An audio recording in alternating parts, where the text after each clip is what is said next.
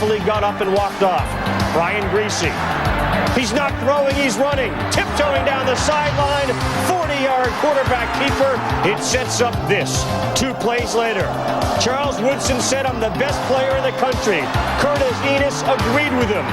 After this game, tough to argue. Michigan up 17-zip. In the third quarter, it's 24-zip. Chris Howard. 29 yards. Michigan rolling over the Nittany Lions at home, 31-0. They went up 34-zip. Penn State, the first team this season to score against Michigan in the fourth quarter, but all for naught. The researcher says this is the worst home loss for Joe Paterno ever, as Michigan now takes care of Penn State 34-8, and there is a chance, pending the outcome of our game, that Michigan ends up being number 1. Previous teams for Michigan to start 9-0. They have lost a few times. Don't forget that loss to Minnesota in their 10th game. Also to Ohio State in Game 11. That game against Ohio State still looms on the schedule for Lloyd Carr's club. Speaking of unbeatens, no longer for Toledo. They get romped by Ball State 35-3. Ball control, a big problem for Toledo. They cuffed the ball up 4 times and lost 4 turnovers.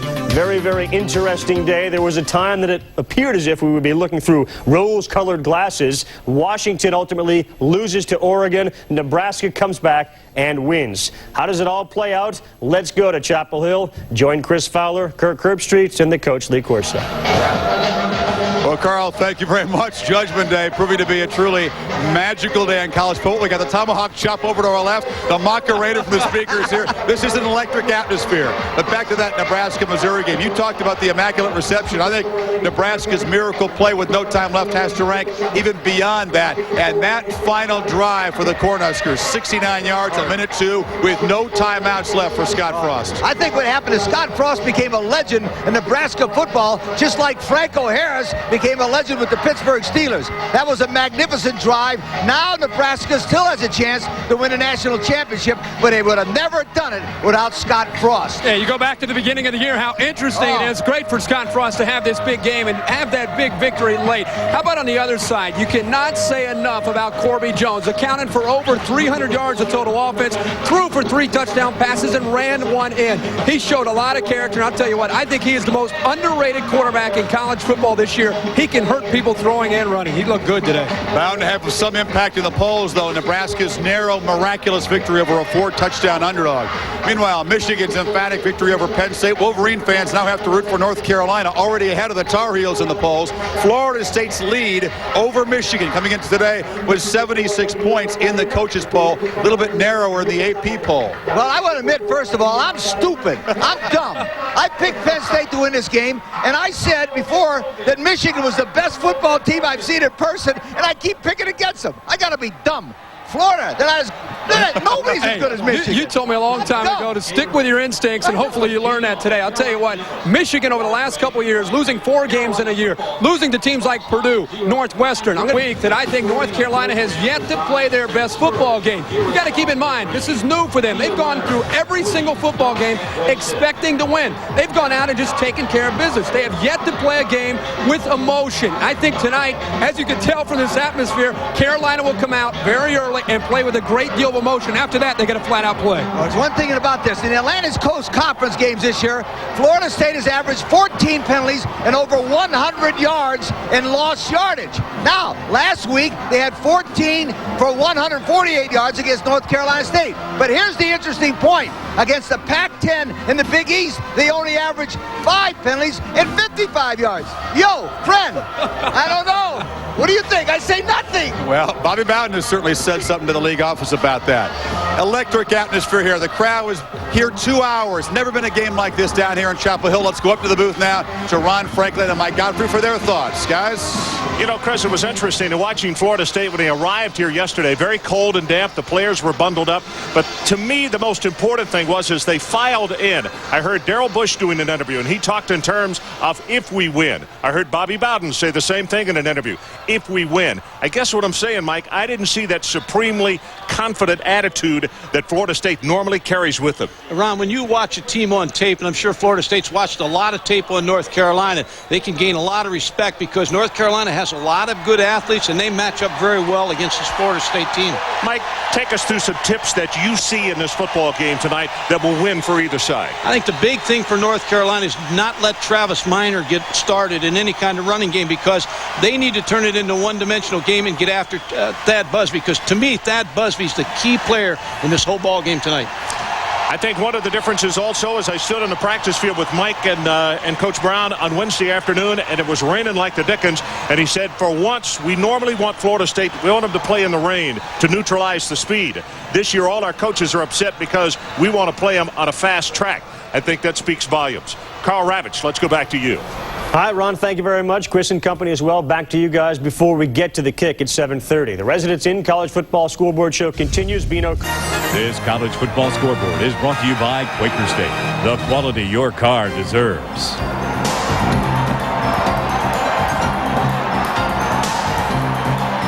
That block of granite is the Lombardi Award. It'll be awarded by the Houston Rotary Club in December to one of the top linemen or linebackers. And here are the 4 finalists announced for the first time. Katzenmoyer from Ohio State, Grant Wistrom in on that final tackle for the Huskers in overtime. And 2 guys you will see tonight. Number 85 for Florida State tonight, Andre Wadsworth. And keep an eye on number 87 for the Tar Heels, Greg Ellis.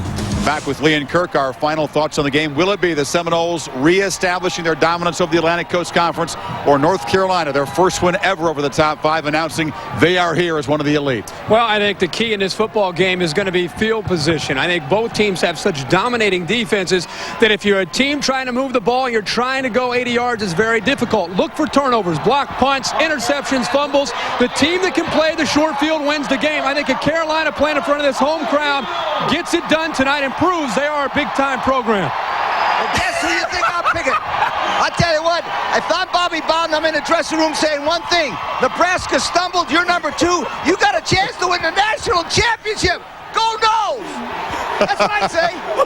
That's good. That's the best. We can always count you for a pep talk. The Tar Heels would like to tar and feather your beautiful little feathered headdress right there. It's the biggest game in Atlantic Coast Conference history.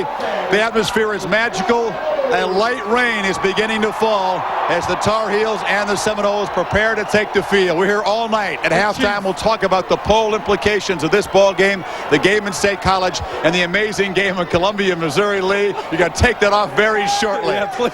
Let's go up to the booth now. The guys who will call tonight's final chapter of Judgment Day, Ron Franklin and Mike Gottfried. Guys. Nestled among the peaceful pines lies North Carolina's Kenan Stadium. Tonight, Chapel Hill comes alive like never before.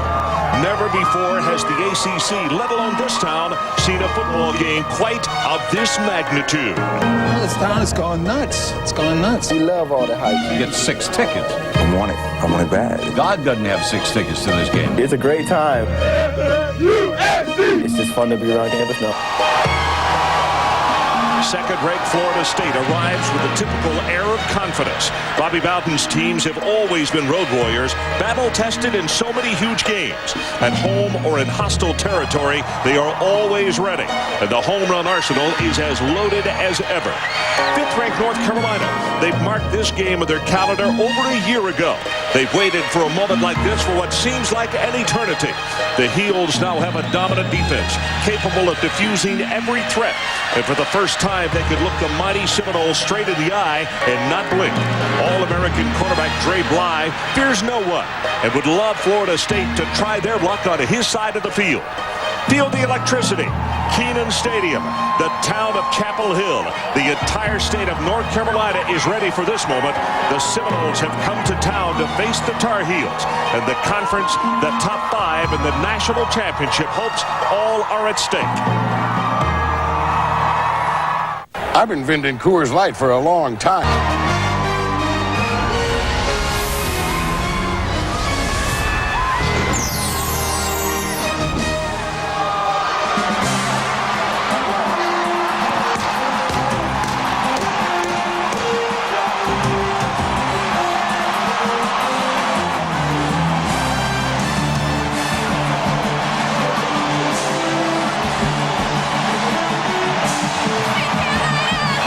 Chapel Hill, North Carolina. to capacity? Well, I guess. Number 2, the Seminoles are in town to take on the number 5 ranked Tar Heels of North Carolina. Kenan Stadium jam-packed. Maybe a sacrilege in this area. There was an exhibition basketball game this afternoon. Many of these students didn't go, so they could stand in line and be one of the first to arrive for what is looking like the night for Mac and not for Dean here in Chapel Hill, North Carolina. Hi, everybody. Ron Franklin along with Mike Godfrey, and welcome once again to Saturday night primetime college football. And this Saturday, they're calling it Judgment Day. Well, folks, there's no time to repent, become a good guy now. If you haven't done your homework and gotten prepared, then it's way too late. Mike, the work phrase this week has been Florida State has been there, North Carolina has not. How do you retort that? Different time, different team. And, Ron, make no mistake about this. This North Carolina team is good enough athletically to win this football game. All right, then, if North Carolina is going to burst the bubble and they're going to defeat Florida State, how do they do it? Several different keys, but one is they've got to pressure Thad Busby, the Florida State quarterback. They got to knock him down. They got to get him to throw quick, throw high, throw low, and to throw interceptions. And if they can do that, then on the other side, the running game. Jonathan Linton, they got a big back that they can run right at Florida State's defensive line, keep Andre Wadsworth very, very slow down. Mike, if I had to say there's an X factor in this football game, Travis Minor, the running back for Florida State, if he should get away tonight and have a good evening of running the football, to me, that changes the entire complexion of this football game. Without a doubt, I agree with you. 6 touchdowns in 2 games for Travis Minor. And if he gets off like he did against Virginia in the first play, then that forces the defensive coordinator not to worry so much about the passing game. Then you have to worry about both dimensions, the run and the pass. Bobby Bowden, it is his birthday today, and his 68th birthday, certainly the best present that he could have would be to get this victory, which would be number 206 tonight. Across the field, Mac Brown. His first 2 years, he won a total of 2 ball games. In the last 2 years, he's only lost 2 ball games, and now the opportunity is here for his football team to stand tall and say, we have arrived not only in the conference, but to the nation. Temperature tonight, it's going to be very cool, 49. It will drop down into the low 40s. Humidity at 80%. The wind, not much of a factor right now, 5 to 10 miles an hour, and there is a light drizzle beginning to fall here at the stadium.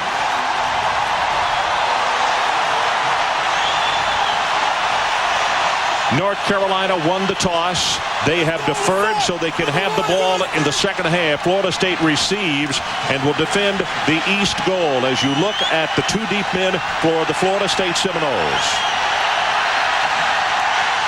This one is underway.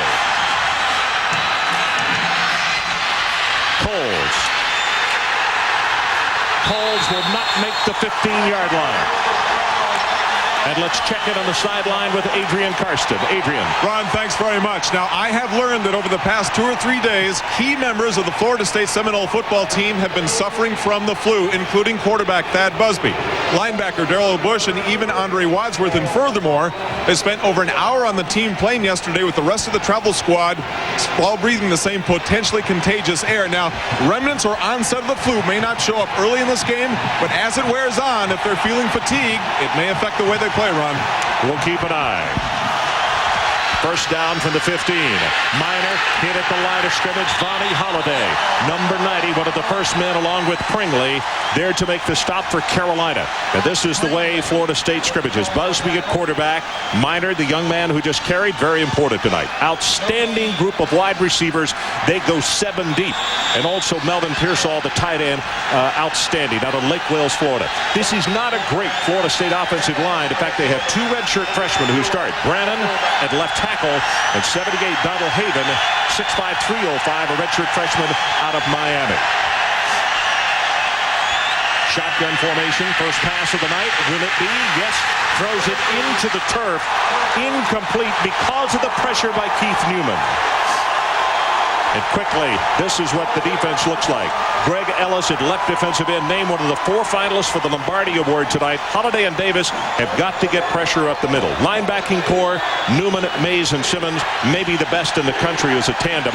And Williams and Bly, the 2 corners, they will bump and run with Florida State all night long. That's a key. Third down. Line to make is out at the 25. They go with the running play. Davis is there to stuff it up. And this crowd has gone absolutely berserk on 3 and out by the defense. Ron, a good series by North Carolina's defense. Now they'll go after the punt. With North Carolina on defense, they'll go after every one of Florida State's punts tonight. They'll try to block them. Cottrell is a freshman. Carolina has said they want to make him act like a freshman, and they get pressure, but he gets it away. And it hits a Florida State player on the fly and took a big North Carolina bounce inside the 35-yard line. I'm not sure I've ever seen that.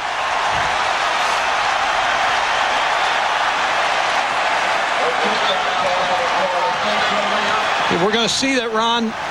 Put pressure, North Carolina pressure in the Florida State kick. The gunner, the outside man going down the field, hit on the back. And North Carolina has great field position to open this football game. Hit him right in the head. Hit him in the back of the head, so it's only 23 yards on the punt. And you could see Florida State getting on the football just as quickly as they could. Jermaine Stringer, number 86. Sophomore out of Atlanta. As you look at Davenport, who opens at quarterback. And he takes over with outstanding field position. There are his numbers. 7 touchdowns, 2 picks. Both of them came in their last game against Georgia Tech. Got a throw and first down. Quick pass almost intercepted over the middle by Lamont Green. So here's the way they start. The Tar Heels of North Carolina. Davenport, Dyer, primarily a blocker. He's an outstanding one. Jonathan Litton, he is the guy you got to watch tonight. Can they run the football? He will be the difference. L.C. Stevens and Nate Brown, outstanding wide receivers. L.C. did not have a good game last year against Florida State. Crumbler, outstanding tight end. Not a great offensive line for North Carolina either, but right in the middle, Jeff Saturday, even if he didn't play for Carolina, he would have a blue collar. He is a throwback. Coaches love Saturday. Running play, this is Linton. 3 yards, now 4. He will take it to the 31. And it's going to be a third down at about 6 as Shevin Smith comes up to make the tackle. Spires, Johnson, Julian Pittman starts tonight, and Andre Wadsworth, also one of the Lombardi finalists.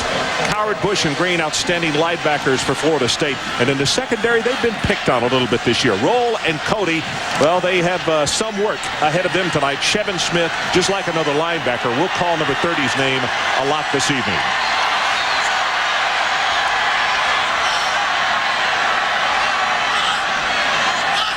Third down, want to throw. Sets in the pocket, hit, ball is loose. No signal of an incomplete pass, and Florida State has the football. It was lateral back and picked up again by the Seminoles, and this is Dexter Jackson heading toward the end zone. There was a flag down back at the 47-yard line. Looked like Greg Spires in there with a good rush.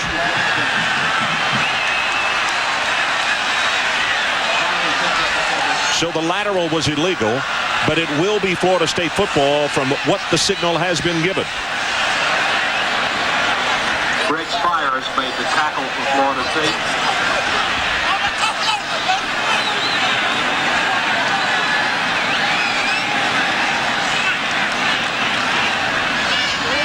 Pass on the recovering team. 5 yards from the spot of the foul. First down. I believe it's going to be Greg Spires. Oscar Davenport getting set up. Oh, his arm was very close to going forward, Mike. Good hit. Here's the lateral by Andre Wadsworth to Dexter Jackson coming back, but a signal for Florida State's defense, putting pressure on Oscar Davenport. That's not what North Carolina wanted in the first series. They wanted to get Oscar off and comfortable. So, crowd has calmed down just a little bit, and the Seminoles will go on offense.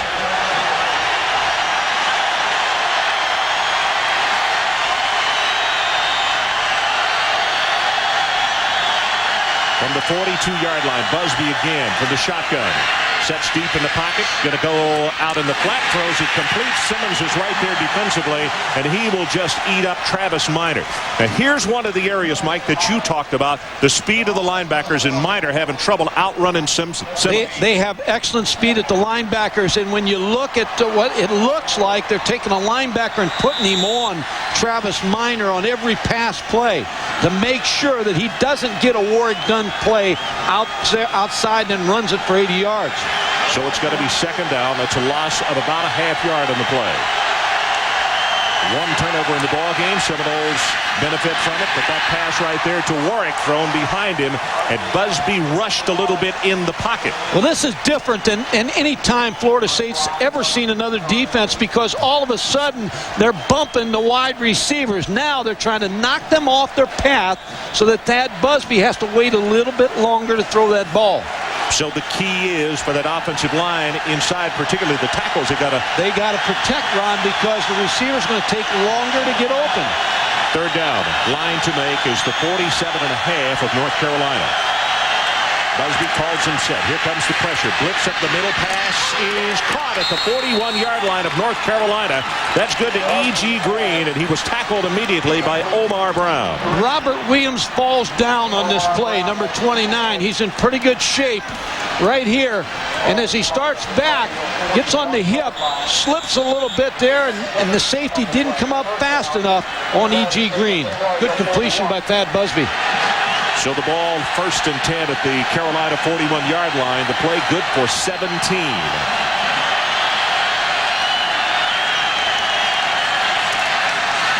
Busby looks at a blitz, gets the pass away, and one of it thrown in again. Busby gets punished on the play. Simmons came through and hit him and knocked him to the ground. So the chess match continues, and the body punches continue as far as the linebackers and the interior linemen beating on quarterbacks already. You're seeing a lot of hands. The defensive corners putting hands on the Florida State receivers, trying to jam them at the line of scrimmage. No score if you just joined us. A fumble by North Carolina. They had it in Florida State territory, so the Seminoles have it back. Second possession by them. Quick pass. That one is off the mark. Pearsall, the intended receiver.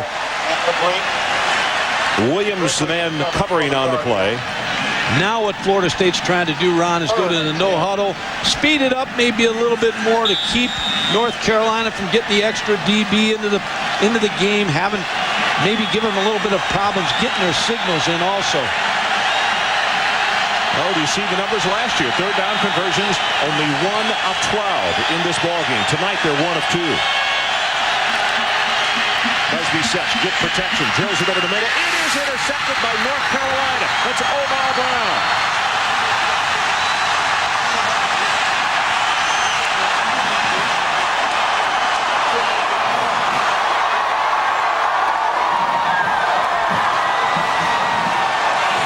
So let's take a break. Stadium clock shows 11:05 left to play. Opening quarter, no score. Jim Harbaugh and Jay Lewinberg for 1-800-COLLECT.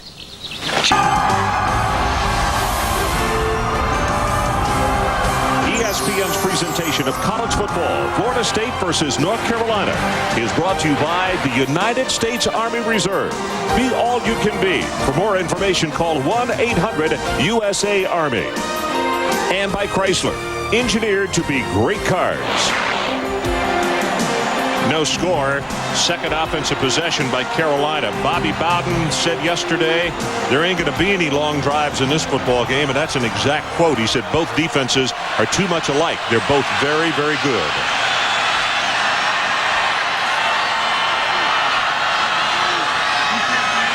Davenport possibly with an audible, a very long count as he goes under center. Ball just across the 20. And it's an option play. Leckie turns it up, puts the head down, and is going to have about 5 yards. Mike? The interception, when you have bump and run coverage at the line of scrimmage, there's a couple different ways you can play it in the secondary. Now, this is a two-deep look with Omar Brown sitting back, waiting on the two receivers to come down the field, being jammed by the corners. Omar Brown with a big interception. Mike, let me ask you about that last play. We see an option early here. I don't think we'll see that often, but that's a message sender, isn't it? That's trying to control Andre Wadsworth and defensive ends, trying to show them enough to slow them down in the pass rush. Second down and 5, pumped it to the sides, middle screen, great defensive play. As soon as Barnes made the catch, Tay Cody was right there to just interrupt the entire thing, and he'll knock him down for a 2-yard loss. Going back to the option play, the play before, Ron, if you look at the North Carolina State, Florida State film, North Carolina State had success against Florida State with the option, so North Carolina stole it off of them. Mac Brown looks on at his ball club trying to convert a third down situation. They have a third down, and they need to take the ball to their own 31-yard line. Oscar Davenport, a junior from St. Petersburg, Florida, 6'4", 195. Sets deep in the pocket. Lost, puts air into this one, and it's going to be intercepted by Shevin Smith. So, interception and then another interception picked off this time by Florida State back at the 42-yard line, and Davenport a little ill-advised on that. Yeah, the last thing you want to do is be third long against Florida State, because if you got to throw the ball, you're in trouble. Oscar Davenport is better when he's short yardage situation and first down throwing the football. Here, an ill-advised throw here. He's going to try to get the ball to L.C. Stevens deep. But Shevin Smith, the walk-on free safety who's now earned a scholarship, picks it off, and Florida State has decent field position on their 43. You know, it comes down to that thing of a punt is really not that bad a play. No, it's really not, but they didn't have any chance to complete that pass. So again, Florida State takes the ball beyond their own 40-yard line, but the running play, not going to be much as Ellis steps up and makes the hit on Travis Minor. Maybe a gain of 1. You know, Shevin didn't score in that last game we had a couple of weeks ago against Virginia, but in 2 games prior to that, one was a blocked punt and the other on an interception. He had scored in 2 games in a row on ESPN. Well, both safeties were sitting back in coverage and 2-deep coverage. Omar Brown for North Carolina. And as you look at the graphic, I think this is really big tonight. I think they have to intercept Thad Busby at least 3-4 times to have any chance to win this football game. Coach Bowden has changed again. They've gone to a huddle and an I formation, Mike. They get more protection out of the eye. Boy, Busby gets punished as the pass is incomplete. And I mean, Pringley really took him down hard. Ron, the whole key, another key defensively is to hit the quarterback tonight. Florida State does such a great job of knocking the other quarterback down. Well, you see North Carolina doing the same thing. Ellis and Pringley punishing Thad Busby on every pass play. Here's receiver Peter Warwick trying to get open. Good, tight coverage by North Carolina. The numbers on Busby so far, 2 of 8, 1 interception, and 16 yards. And you would have to say the bump and run coverage is giving him a little bit of a problem. Third down, line to make. The Carolina, 47 and a half.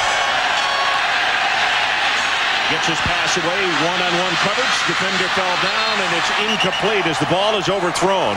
Florida State bench wants pass interference called, but there will be none. Lavernus Coles, the intended receiver for the Seminoles. And what you do is you go to the third receiver, Lavernus Coles against the safety. Reggie Love, he's a backup corner, so they like that matchup because they can't have success right now with Dre Bly and Williams. Penalties decline. 4th down. So look for that, Ron. Now the third receiver against the third defensive back. Offensive holding. The penalty is declined, so they'll have to punt as Dre Bly goes back deep. And again, let's watch and see if North Carolina comes after the punter, Cottrell. His first kick good for 23 yards. Bly gets to the outside, gets all he can get, and steps out of bounds at the 33-yard line. So it is 35 on the kick and 11 on the return, and there's a timeout on the field with 8:34 remaining first quarter. No score. Florida State, North Carolina. The end 2. Thad Busby standing on the sideline. We were just commenting on the fact that he looks so very calm. He does, but his heart is pumping inside that jersey. Now look at the drives right here. 3 plays, -9 and a fumble. Carolina, their own 21, 3 and the interception. So already 3 turnovers. A slow starting football team as you look. Florida State 104 points in the first quarter. North Carolina slow starting all year. This is Linton. Left side, lost his footing. Went down. Nobody really touched him. Corey Simon was the closest. He just slipped and fell down. It's going to be a couple of yard loss. Ron, I've just noticed on that play, they're having a tough time with Julian Pittman. He is just making a difference inside at the tackle spot for Florida State. 2nd down at 11. Still no score. Clock about to go under 8 minutes to play opening quarter.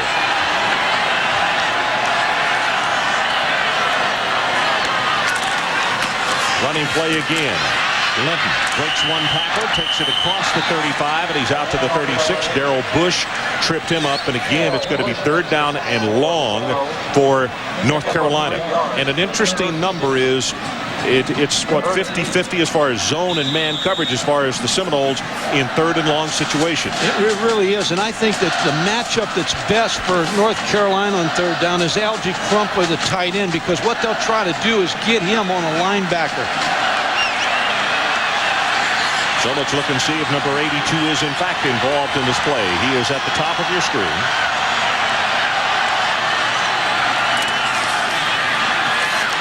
Sets, drills the pass, thrown behind, almost intercepted by Roll. Ball was thrown behind the intended receiver, Octavius Barnes, and Samari Roll almost came up with the 3rd turnover. And this is not how Mack Brown and Greg Davis, the offensive coordinator, wanted to start off with Oscar Davenport. They wanted to give him some quick passes where he could get some confidence, and you can see he's clearly throwing behind his receivers. And you're right, it should have been intercepted by Samari Roll. Dee Feaster is back deep. That's the key right here for North Carolina. They do not want to kick to Dee Feaster. They need good coverage. 8-man rush at the line of scrimmage. Let's see if they come after it. Yep, they got the pressure on, but plenty of time to kick off the side of his foot. Very poor kick. And it's going to take a Florida State bounce and is rolling back to the 45-yard line. So Brian Schmitz with not a good punt. That one is going to be a total of only 19 yards. For college football next Saturday night on ESPN, a special time, 5:50 Eastern. Damian Craig and the 17th-ranked Auburn Tigers taking on Robert Edwards and the number 9 Georgia Bulldogs. It's Between the Hedges next Saturday night on ESPN Primetime. Ron, you can't keep giving Florida State good field position like this. And North Carolina has lost the field position battle here in the first quarter. You see the quick adjustment defensively by Carolina as they jump into the gap. Busby gets his pass away, man-on-man coverage, and he breaks the tackle. 45 down to the 40 and to the 37-yard line as Williams and Brown combine on the tackle. But Peter Warwick showing you just how quick he is. Ron, good move by Mark Richt, the offensive coordinator, because when you're facing bump and run coverage, all of a sudden if you get some movement in your wide receiver in motion, you get him away from that corner a little bit. So see, now you see the motion, now the cushion a little bit as he goes upfield. And Peter Warwick that got him off the line of scrimmage cleanly. So Mike, they scrimmage at the 38-yard line. Shotgun formation again. Carolina shows blitz. They come in the middle. Quick pass is thrown complete at the 32. Reggie Love is there defensively to make the tackle on the Vernis Coles. There's Mark Richt, second from the right. They're working on that 3rd wide receiver. In other words, if you can't beat Robert Williams and Dre Bly, go after the 3rd guy. It's Reggie Love. He's a backup safety. He's a backup corner, and they're working Lavernius Coles against him. 3 wide receivers. It's Damian Harrell, number 8 to the top of your screen. That's the route right there. That's the combination right here. They go with the running play. Travis Minor back into the boundary. Tries to break a tackle, and he's going to have the first down. Kay Mays makes the tackle, and let's go downstairs and check with Adrian Karsten. Adrian? Ron, so far in the ball game, Bobby Bowden has been very displeased with the pace of his offense. Not so much the speed at which they're running, but they're running the play clock down within 5-6 seconds sometimes. And so far in 3 or 4 possessions, they already have 10 plays with no gain or sometimes less. He feels because they're all guessing by the time they get up to the line of scrimmage. Guys said, crank up the pace, get up to the line sooner. Let's get that ball snapped with 10 seconds or more left on the play clock.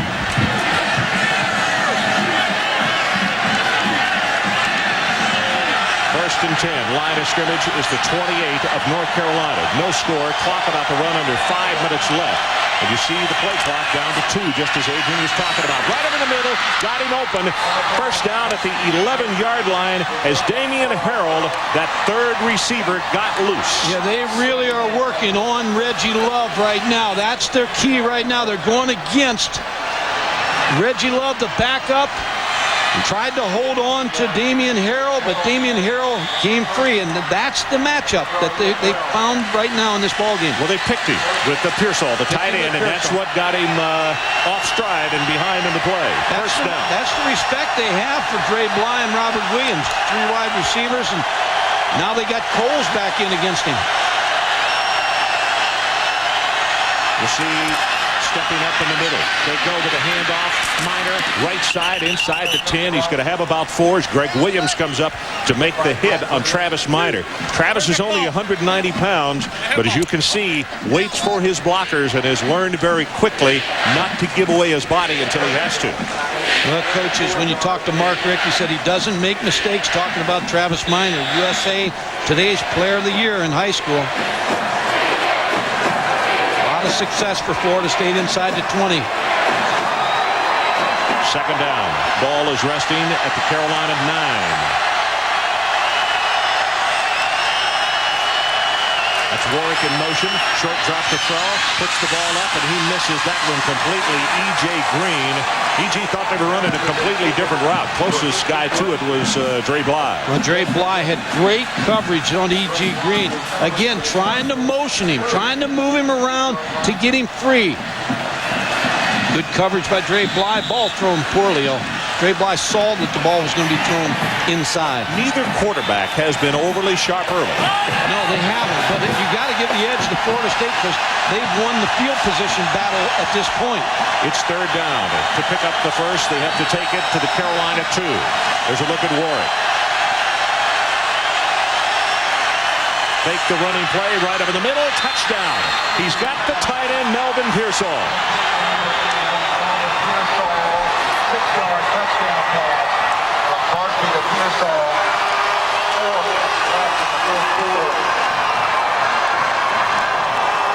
Isn't it interesting on this drive that Melvin Pearsall, the tight end, wide open. Omar Brown too far back on him, but they used Melvin Pearsall and the backup wide receivers, Lavernius Coles and Harold. So you got to credit Mark Rick and Bobby Bowden for good strategy finding the open man. Sebastian Janikowski, the freshman out of Daytona, kicks the extra point. That, by the way, for Pearsall is his first touchdown in 1997. Let's take a break. 4 minutes even remaining. Opening quarter. The Seminoles have jumped on top. Is colorize that picture, and it's not as depressing. Voila. Depressing? Not depressing. You can almost imagine the look on their faces. They're a little happier. Pop's got a red plaid shirt and a blue jumper. 7-0. Florida State goes on top first in this ball game. We talked about the standing room only crowd. Folks, take a look up here in the press box. Rick Brewer, the sports information director here in North Carolina, has had a devil of a time. You'll see people sitting in stools behind that front row. Those folks are normally not there. But Rick gave out 510 total passes, 218 working press. You can tell they're working. 116 photo, that's television, still, magazine, what have you. 3 radio networks are here, and however many our people walked off with. So that's a total of 510 at this ball game, far and away the largest number of press passes ever given out here at Kenan Stadium for a football game. They've ate a lot of food up there. This kick being taken at the 6. This is Parquet. Gets it back outside at the 20, and then he will be stopped. Excellent play by the special teams out Florida State. And let's check in with Carl Ravage. Carl? Hi, Ron. Let's quickly recap what transpired on Judgment Day. A miraculous play, forced overtime for Nebraska and Missouri, and Scott Frost does the rest. Touchdown run for the quarterback. Nebraska survives 45-38. Earlier, Michigan routed Penn State 34-8. The debate as to who's number one can begin. Okay, Mike, to me, the interesting play in the ballgame was the tying touchdown by Nebraska. If I didn't know better, I sure thought the kid kicked the ball on purpose. That's a dead ball. That's no play. I think you'll find Michigan will probably hurdle Nebraska now and all the way to number one. Yep, they sure will. Depending on this ballgame. Oscar Davenport and company trailing for the first time. Pressure on him, and he's got to be sacked. Back inside the 20-yard line. Pressure coming from Johnson and Julian Pittman. Also, Darrell Bush in on the stop. Well, we chronicled how North Carolina starts slow. All year, the first quarter has not been their quarter, but you cannot fall behind this club. That's now, right. 15 touchdowns first quarter for Florida State. North Carolina has had one. And when you figure they're 8-0, that seems impossible almost. They've only scored one touchdown first quarter all year long. But boy, Mike, your point is so well taken. They look a little nervous on offense. They're just not settled down. Play action. There's the quick look-in pass. And that's the kind of thing we thought we would see early as the pass is thrown complete to Nay Brown. And they're going to have a third down and still about 6.5 yards to pick up the first down. Mac Brown, the head coach, said when someone asked him about his problems in the first quarter, he said, I think I'll take him out and scrimmage him for 90 minutes before we come to the stadium tonight. But they have not settled down on offense. Well, he also asked him, does Keldorf, how soon does he play? And he said, I will sit Davenport down a couple of times and calm him down before that happens. We have to have confidence in Davenport. Line to make the 32. Sets deep in the pocket, under pressure, gets the pass away, and it is very fortunate not to have been intercepted, and a flag comes from deep downfield. As Davenport was being hit, delivered the pass to Stevens anyway, and he's fortunate it wasn't picked off for a touchdown. He just lobbed it out there, but I think they're going to pick up an interference call. Holding. Tay Cody, number 27. Mickey Andrews, the defensive coordinator. And he's going to follow that official up the field. With his headset in hand. Oscar Davenport really doesn't throw this ball well. Gets bumped by his tackle. And there's the completion of the play to L.C. Stevens. Here's Wadsworth going inside. But good job by the offensive line. Mike Gimbel, number 76, picking up Andre Wadsworth. That's the initial first down of the night for North Carolina at the 2-minute, 15-second mark of the opening quarter. And there you see the numbers. -5 rushing, 7 passing total for the Tar Heels. Florida State crowds the line of scrimmage again. They stay at home because here comes the running play. But Linton going to take it out for about 5, maybe 6 yards. And Dyer, some kind of block by the fullback to clear the linebacker out of the way. Well, Deion Dyer is an excellent fullback. When you talk to the coaches, they just praise him. They say a Moose Johnson type just loves to block, will knock you all around. Against Virginia, put 13 different defensive players on the ground. That's right. Greg Davis, the offensive coordinator, said he was 13 for 13 in that ball game, 100% on his blocks. Second down, about 4.5. Carolina has not had much of this evening. Linton again. Penetration and going to be knocked down as Jerry Johnson got the penetration. And now it's going to be third down and long again. And Johnson just beat his man and was standing there waiting for the handoff. It looks like Florida State's looking at Jonathan Linton lined up real deep at 8 yards and just getting a good charge out of the defensive line. Getting penetration. So the Seminoles bring in the extra defensive back. It is third down, and this time Carolina needs to take it to the 46-yard line. Under 1 minute to play, first quarter. They better do a good job on Andre Wadsworth here. He's one-on-one on the offensive tackle. And there he comes, Mike. Just what you're talking about. Disrupted the play, and he throws it high. Well, you were right on with the call because Wadsworth beat his man and beat him badly. Didn't tackle the quarterback, but he made him throw quickly and high. Yeah, when you get in a situation on third down long, there's just no way you can help because you need to get 4 or 5 receivers out in the ballgame. In 85, Andre Wadsworth is probably the best defensive lineman in the country, and you don't want to leave him singled up too much. That was Baxter who was trying desperately to get to him. First punt of the night here by Schmitz was good for 20 yards.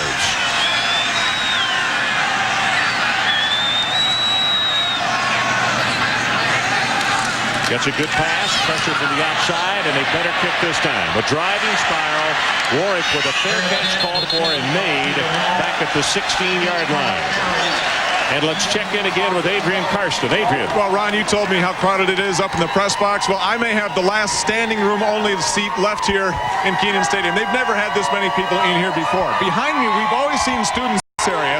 But up above that, there's another 1,600 students standing, sitting, who have never been in here before. And on the other side, another 3,200 paying students. Our guess is somewhere close to 62,000. But how would have you liked to have been the guy who said, we're cutting it off here? No, you cannot come in. You would be 62,001. That was 62,002. Burt got in, and he's got an SRO. He got one of Lee Corso's passes. They played together. They fake the running play, and they throw to the man coming out of the backfield, and Simmons is there just to devour the play. Good concept, but McCray looked up and said, this 41's not supposed to be here. Didn't it work this way in practice? Carl Torbush, who's the defensive coordinator, said he's the best I've ever coached, and that says a lot. 81 tackles going into this ball game tonight. Here's Carl writing down the play of Florida State and what defense they were in. So it's a gain of 1 on the play. It'll be 2nd down and 10, and that is the end of the first quarter. So there's a timeout on the field with our score, Florida State 7 and North Carolina nothing. We'll take a break. We'll be back in 90.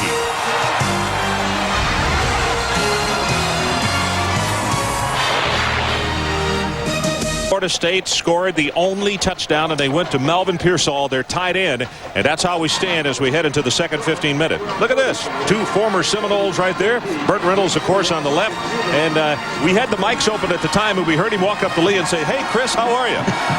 No, actually, they were roommates in college. They know each other very well. Lee owes him 100 from back in college days. It's probably just the tip of the iceberg. Florida State taking over with one of their poorest field positions. They fake play action. Busby running for his life and gets it away to nobody. Just throws it away. A great coverage by North Carolina on that play. Robert Williams, 29. Dre Bly, 31. Ron, so far in the first quarter, they have held up. The problem has been the third receiver for Florida State coming on and getting some of the safeties and some of the backup corners in progression. Which is exactly the point you made on our cut-in earlier today on game day, talking about you thought that would be the most important person in this game. I think you're going to try that. You're going to see more and more of that. You're going to see more and more of Pearsall. The numbers on Busby, 7 of 16, 1 pick, 64 yards and a touchdown. Coles is in the ball game again, number 7. Working against Reggie Love. 3rd down, line to make to 27. He pumped. They try to go a stop and go, and there's the pressure. And they're going to call defensive holding. Deep downfield, there came a flag well after the play had been overthrown. Well, it's no secret, Ron. They're going after Reggie Love with the 3rd receiver. Holding on the offense. Pass interference on the defense. Penalties offset. Replay 3rd down. So offsetting penalties, as you could hear, offensive holding. We didn't see that flag. It was back among the bodies that were on the ground at the 12-yard line. Here's the adjustment right here. Now you got Blind Williams right here, but now you all of a sudden you get a 3rd receiver, Lavernius Coles, in the ball game going against Reggie Love. Little pump fake out there, and you see the good coverage by Blind Williams. And not bad by Reggie Love, except to use his hands. 3rd down, and confusion on the part of Florida State, and they call a timeout. Do they have 12 in the field? Well, let's take a break. We'll look it over. 14:47 left until halftime. We'll be right back.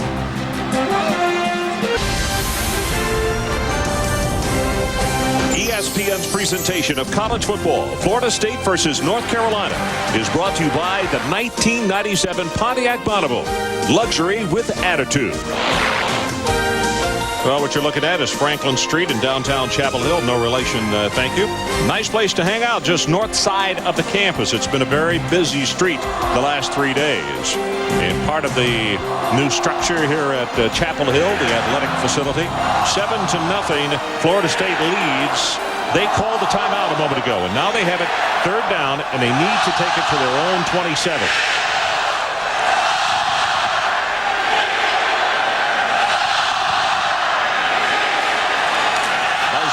Sets deep.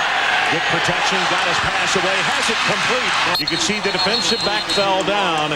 And it is going to be a first down out of the 31-yard line. Travis Minor, the running back. The young running back is going to sit in here now to try to help with pass protection for Thad Busby. Get a little late blitz. Steps out on the outside backer. K. Mays. Peter Warwick on completion. Boys, you could see Busby really took a shot after the pass was delivered, but he's okay. 2 catches for Warwick for 29 yards. Comes the blitz again. Busby's pass thrown low. Did he catch it? Yes. Going to be good for a gain of 1 to the 32. And it was K. Mays who was coming on the blitz, number 53. Good pressure again by K. Mays. And the little bit of a problem that North Carolina's having right now, they'd like to get to Thad Busby with their down 4. This is a zone blitz right here. They brought out one of the defensive linemen, Russell Davis. So a little zone blitz. They're showing a little different defense on that play. Clock runs, 13 minutes, 45 seconds left to play in his opening half. Florida State, 7, North Carolina, 0. Blitz again, pass right over the middle. Has it complete. This is Lavernus Coles, and it'll be another first down for Florida State. And the Seminole offense really seems as though with every series a little more in sync, which is just the opposite of what North Carolina has seen. Keep working this area right here. Lavernus Coles, number 7, with the catch. The slant. Ball thrown right on time against Robert Williams. First down, Seminoles. The ball just across the 45-yard line. Busby, pressure up the middle. Got his pass away and caught it out of bounds. Reggie Love with the cover on the play. Reggie's got to be winded, and we're not even midway of the second quarter. Well, they make no mistake about it now. They have drawn a bullseye on number 24, and then that's it right there. There's a bullseye on him. Thad Busby is working against Reggie Love because they're in a position where they've got the 2 best corners to the 2 receiver side, so Reggie Love has to hold up, and they're sending 2 receivers at him. Lavernus Coles, then they'll replace him with Damian Harrell. Warwick and E.G. Green go to the left. And there's a look at Love working man-on-man against Harrell. Bottom of your screen. But here's a running play. Travis Minor turns it up. 50, 45, puts a head down, and he gets slammed to the turf by Omar Brown. But that is enough for the Florida State first down. And it was Jason Whitaker, you could see 78 with a good block on the play. Jason Whitaker made the block that opens this play up because now with the passing game working, the linebackers have to respect the pass, and all of a sudden they fake the throw, give the draw to Travis Minor. Guards are downfield on you, chopping K. Mays. This is a good drive by Florida State. And you have to say this has been a very patient drive by the Seminoles. Look at the first downs, 8-1. Play action, got the pass away. E.G. Green, the intended receiver, and holding on was Robert Williams. Good pressure again by Greg Ellis. ESPN College Football coming again this Thursday night weekend kickoff show at 7:30 Eastern. Then it's a visit to Conference USA. The Cincinnati Bearcats hook up with the East Carolina Pirates from down the road in Greenville, North Carolina. Thursday night right here on ESPN. Mack Brown paces the sideline. Hinch club offensively, as you could see by those numbers just a moment ago, they have only 1 first down. Meanwhile, it has been the Seminoles maintaining ball control. Busby pumps once, goes on top, got a man. Did he catch it in bounds? Nope, stepped out of bounds to make the reception. Peter Warwick waiting on the football and just a tad overthrown. Peter Warwick and E.G. Green, 2 big play receivers working against Dre Bly. Just trying to work on a Canadian football field a little wider. Well, I tell you, though, he had lost the defensive back. Good heat on Thad Busby again by Mike Pringley, number 91. They're knocking him down. That's what they want to do. Third down. Big third down, Ron, as you say right here. Line to make is the 33 of Carolina. 9 knockdowns. They haven't sacked him tonight, but 9 times he's been knocked down. Flags are down. There was movement, and he got hit again. And now another flag. The official's going to call him as a late hit, but I don't know if you can hear that. Brian Simmons came in hard, and he can't hear the whistle. You got to almost pick that flag up.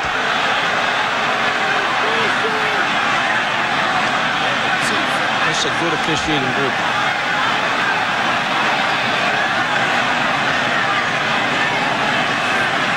Referee's Terry McCauley. We've got an experienced group here tonight. I think they pick it up, Ron. What do you think? Well, I definitely do, because it was obvious that Simmons couldn't hear it. I don't think that he would just, know that the whistle had blown and intentionally knock him down. And I think Florida State may have moved early on this play. They did. The left guard looked as though he came out of his stance.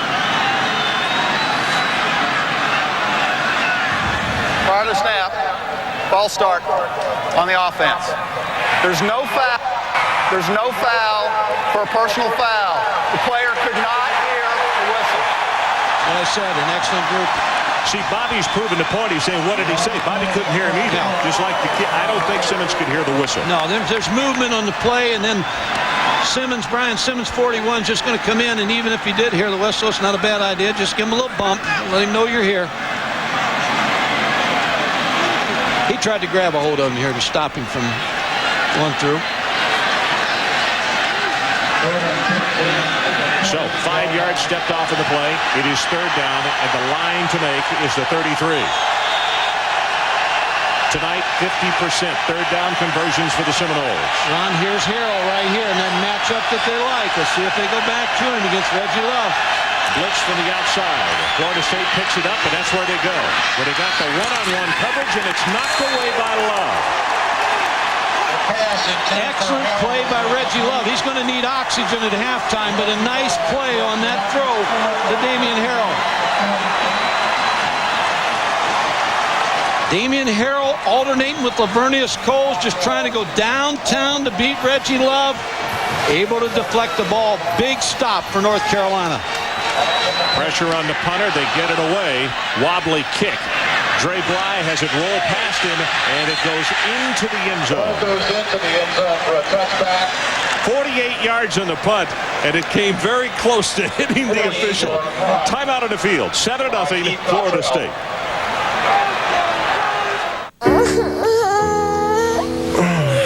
What time is it? It's time. Okay, Tiger, hold on. Time to think about his future. The Ecuador College football scholarship program. Tonight's Burger King students of the game are from Florida State defensive end Andre Wadsworth, a graduated senior with a degree in athletic administration. He's now enrolled in grad school. And from North Carolina, senior center Jeff Saturday with a 2.8 grade point average in the School of Business. 2 excellent players right there, Ron. Saturday on offense and Wadsworth on defense. And in case you joined us late, I mentioned that Wadsworth named one of the 4 finalists to the Lombardi Award. Davenport under pressure, and that is a great job by the man we're just talking about. Wadsworth stayed right at home and just decked him. Did not buy the fake or anything else. Came into this game tonight with 10 sacks. He's a former 6'1", 220 linebacker out of high school that was walked on at Florida State. And now he's walking on people. They have not controlled him. They're trying to do different things to him, keeping the tight end, chop blocking him, but they haven't been able to stop him tonight. Andre Wadsworth, he has been a difference maker. Here's the running play. Linton will take it across the 20. Lamont Green is there to put the stop on Jonathan. We talked today about the type of offense that North Carolina has. They're like the mice chewing at the cheese. They can't get big gulps of it. They're a methodical offense that has to take a lot of plays to get down the field. They don't get many big plays. So that's the reason, as we talked about off the top of the telecast, that it is imperative that number 27, Linton, carry the ball a lot tonight and have some effect with it. But right now it's 3rd down and 10.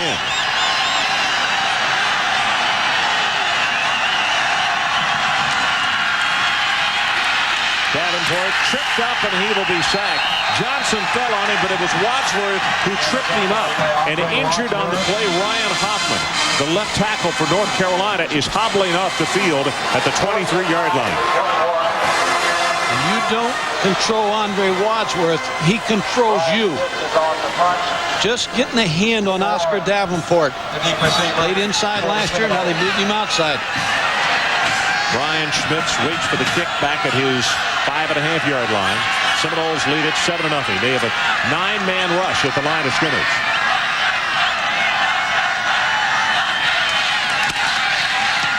Gets his kick away. Not a long kick. This is Warwick at the 43. Return to the open side of the field. Looks to turn the corner, and that is a nice open field tackle. Simmons, I believe, was clipped on the play and still made the tackle. They're going to pick up a penalty here, which will move him past the 50. Boy, good play by Simmons.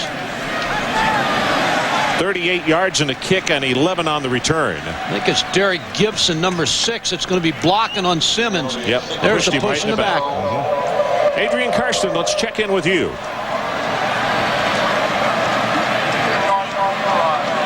Ron, before that last offensive series, Cleve Bryant, the quarterback's coach, standing right next to Mac Brown, Keldorf, and Oscar, and said, look, Oscar, if we don't get a spark from you, we're going to have to make a change. Now, to his defense, as he came off the field, Cleve said, I do know that we had a breakdown in coverage there, so we may or may not see a change in quarterback their next offensive series, but he did mention them to him before the last series, Ron. Keldorf, of course, outstanding. Last year he broke a foot. That's what Oscar Davenport had an opportunity to come in and show what he could do. But Keldorf was just untouchable last year, and he struggled this season. I don't think they'll pull the plug on Oscar Davenport until after the second quarter, until they go to the locker room and talk it over a little bit. Busby, pressure on him, and a pass incomplete. And let's check in. Oh, no, here comes a late flag. Hold up, Carl Ravitch. We'll get it right back to you. That flag thrown very late. Good call, Ron. They were all, Brian Simmons was all over the back of the receiver. Melvin Pearsall. So it is going to be interference, and now let's check in with Carl Ravitch. Carl?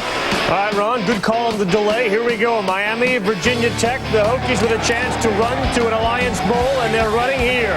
Lamont Big East, 24-13, with Syracuse narrowly getting by BC. Big show for Virginia Tech. Well, that is big as far as the Big East is concerned. That was coming too. We've got Virginia Tech the day after Thanksgiving in Charlottesville, which could be a really interesting affair. And Virginia's a fast improving football team. Yeah, they are. First down following the penalty. Busby going to go on top. Throws it long, and it is caught out of lost the football. You could see the coverage that time by Robert Williams. You hear a lot about Dre Bly, but let me tell you, Robert Williams is just as good a corner as Dre Bly, maybe a better cover corner. He's working on Peter Warwick here.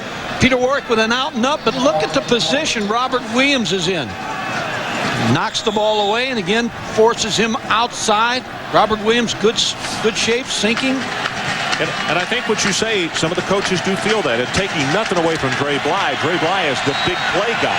11 interceptions last year, but Williams seems to be the steadier of the two. He's like a blanket. He's a blanket on these receivers tonight. Busby has missed his last 5 passes. 2nd and 10. Here's the running play. Minor looks for a block. Great job defensively. He'll be strung out and dropped for a 1-yard loss. It's Greg Ellis and Ebenezer Ekuban on the stop. Ecubon's one they think is going to be a great one. He was a tight end, wasn't he? His second team tight end last year, and Carl Torbush said if he stays healthy, he can be as good as anybody we've had. And they compare him to Boulware. They compare him to Wadsworth and Renard Wilson that played last year. So that's pretty high company. Kevin Long, the senior out of Summerville, South Carolina, comes out over the football. It is third down, and for Florida State to keep the drive going, they have to take it to the Carolina 44. Seminoles lead it 7-0. Deep in the pocket, deep over the middle, pass just a little too tall. Lavernus Coles went up for it, and I'm not so sure it didn't go through his hands. No, it's the same thing again. The third receiver, you keep talking about it, but Reggie Love, if North Carolina's going to win this football game, Reggie Love's going to have to play a big part tonight. Lavernus Coles again running away from Love, went right through his hands. Poorly thrown though. Good series by North Carolina's defense. Just keeping them in the ball game so their offense can get going. High pass, Cottrell gets it away, and it's a line drive. This is blind. Spins around, looks for a block, and there will be none. He will be tackled at the 21-yard line. There's some great athletes on both sides of the field, and now here comes a late flag in, and there was a push, and I couldn't tell who, if it was that first guy, and here's another flag that's been thrown.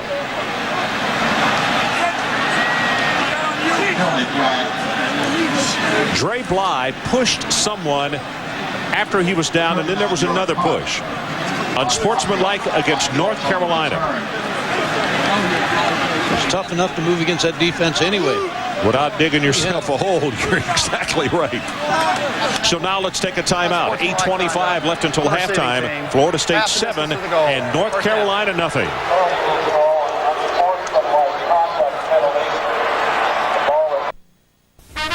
Get a home equity loan at FMB and we'll send you on a trip. That's right. Close on your home equity loan and take your choice of 6 great deluxe vacations. 4 days and 3 nights in historic Williamsburg, exciting New Orleans, charming Charleston, the Orlando attractions, Nashville, or Hilton Head Island. Choose where you want to go and what you want to do. You can even take the kids along. So get a home equity loan now at an FMB near you and get out of town. An equal housing lender.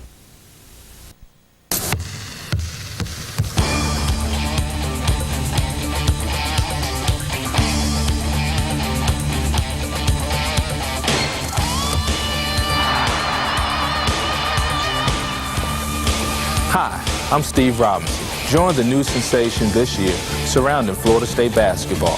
Season tickets and new minute packs are now available.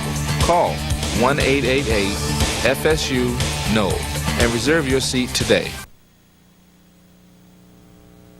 Charlie says you're maybe the 50th best heavyweight. In the world? In Georgia.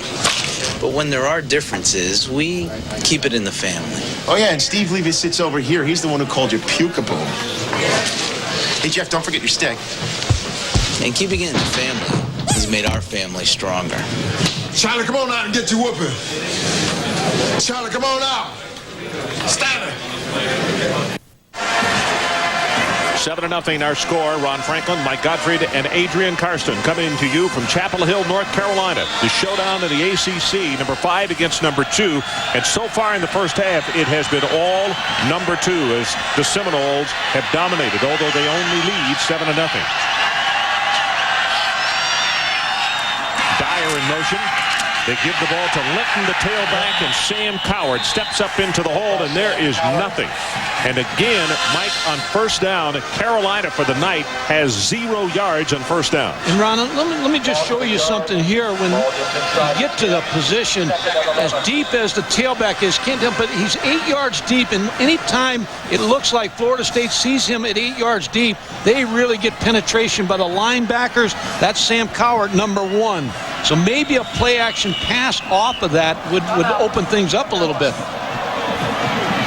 And now a timeout has been called with 7 minutes, 53 seconds left until halftime. We'll take it with them. It's all Seminoles so far. The Tar Heels have called timeout.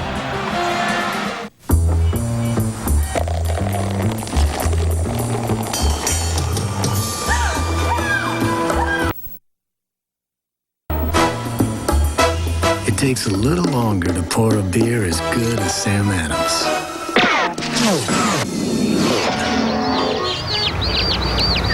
Sam Adams, a better glass of beer. Reaching your financial goal. 7-0, Florida State leads. We're just talking, Mike, this play coming up right here is really huge in this ballgame. If you look at total yards, 3 for Carolina, 107 for Florida State. And to only be behind 7-0. Here's where I think they got involved with tight end a little bit. Algie Plumper, 82, because they got a good match against Darrell Bush. Those linebackers set a lot deeper this time. Davenport in the pocket, going to try to run, and he will be knocked down after a gain of a couple. Andre Wadsworth got to him. And let's check in once again with Carl Ravitch. Carl? Hi, Ron. Interesting stuff in the Pac-10 with Washington losing to Oregon, number 16. Arizona and Cal, and watch the ball go down. Derek Gardner comes up with it. 71 yards later, he's at pay dirt. Arizona State's only up 10 on Cal, Ron. Okay, so the Sun Devils, after the big win last week, still up in the ball game, though. Got it by 10. Our situation, 7-0.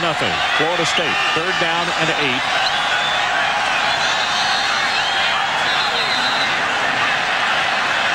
Carolina,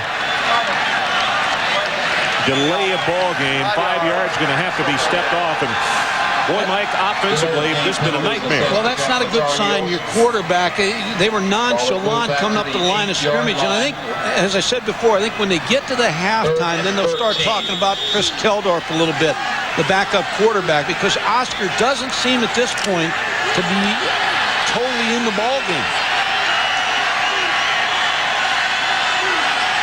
Keldorf waiting patiently on the sideline, and the way things are going, I'd be surprised if we don't see him in that 3rd quarter, if not sooner. They try the option. Pitch back. Ball, they are lucky, did not come loose. Florida State says they got it, but it was Lamont Green. Lamont Green who made the tackle. The ball will be placed inside the 1. You just look at the offensive players, and they just are stymied of what's going on out there. You can't blame all on Oscar. But that was a down-the-line option play. They're lucky didn't blow up in their face. Well, Mike, the guard and Saturday both had been pushed back into him, and he should have held on to the football. That ball could have been a free touchdown. This has been a total mismatch. Florida State's defense against North Carolina's offense. They're very fortunate. Their defense has hung in there. Smith standing at the base of the end zone, and you know the rule. He cannot take a step back. Gets his kick away. Line drive, very returnable. This is Ward from the 40, 30, and down to the 28-yard line.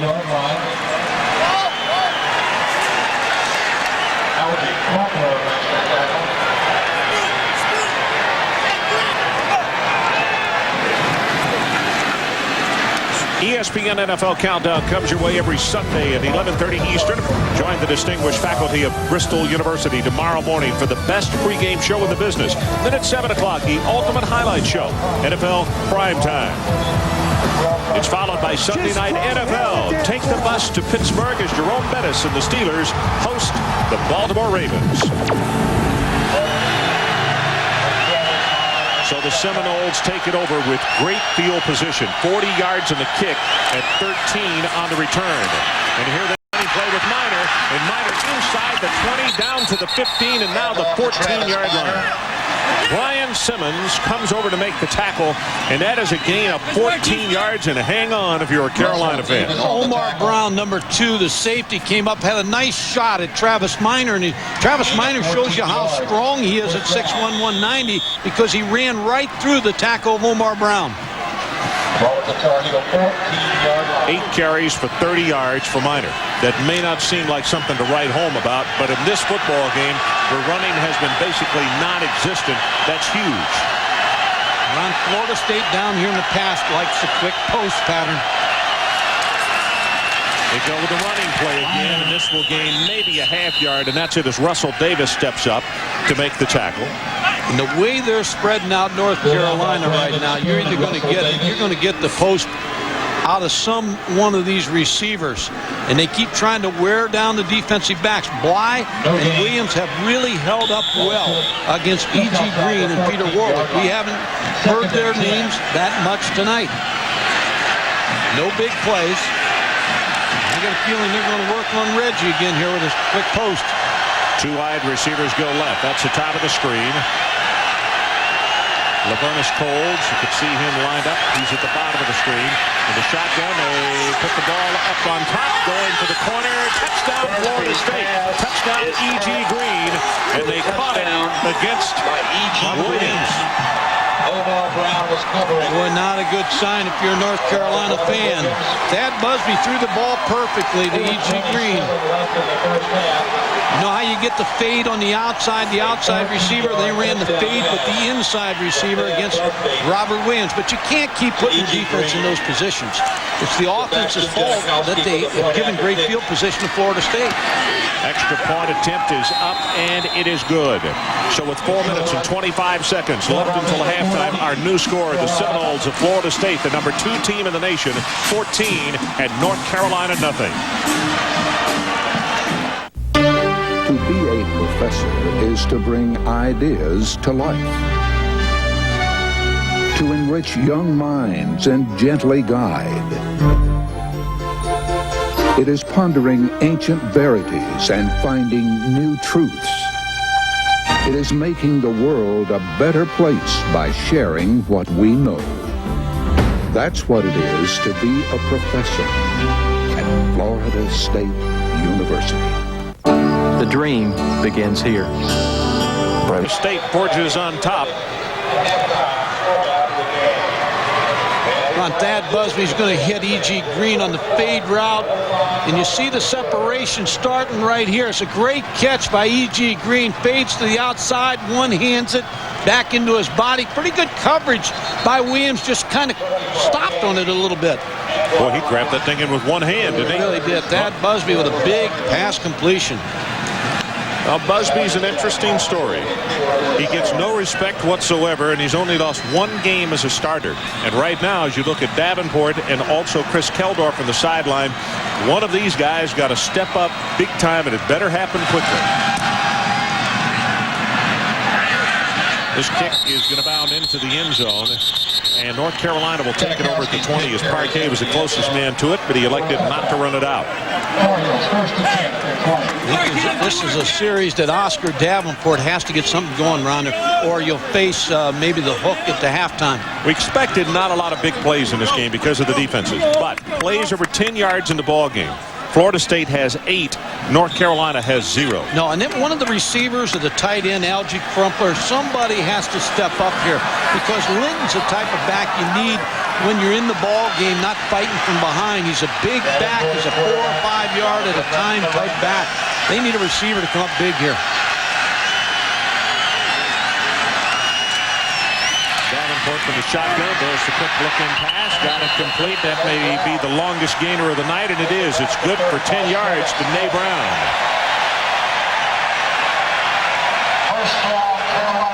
No huddle by North Carolina with 4:12 on the clock.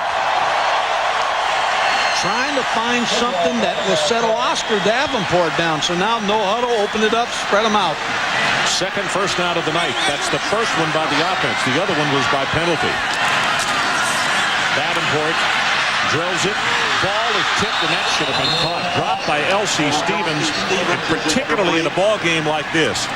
Those kind of drops are killers. Yeah, you've got to make everything count against Florida State. L.C. Stevens trying to get off the ball, and again, good corner play by Tay Cody, using his hands to try to keep L.C. Stevens off his route. L.C. looked up, and the ball was there.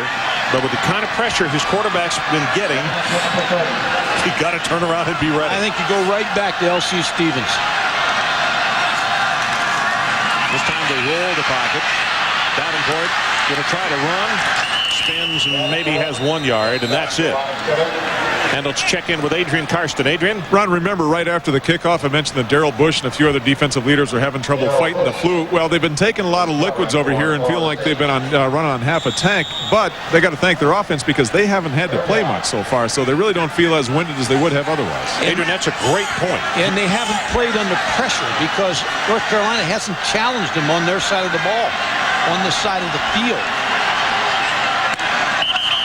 Dexter Jackson, you could see him fly it up with the safety blitz and the whistles, and the flag came down. With the exception of that first series where North Carolina got the ball deep and then turned it right over, they have had no penetration. In fact, they haven't come close to going across midfield since then. And your defense, when that happens, you don't get pressed. Prior to the snap, ball start on the offense. 5 yards, third down. Mack Brown didn't expect this out of his offense. Felt like they could move the ball if they could establish the run with Linton, which they haven't done. So everything now is throwing. Now you play Florida State's kind of game. You're a one-dimensional team now, throwing the football. It has all happened at the point of attack, and Florida State has beaten the offensive line at the point of attack. 0 for 6 on third down conversions this evening. Davenport's pass. Well overthrown. And that will stop the clock, and now Florida State gets the football back. They have 2 timeouts left and just under 3 minutes to play. Well, and you can bet, and Oscar Davenport's thinking right now, he knows he's not far away from Chris Keldorf coming in the ball game, so you press a little bit to add to the situation. So Mack Brown will do a good job trying to settle him down at half. 6 punt for North Carolina in the first half. And the last 3 have been line drive kicks.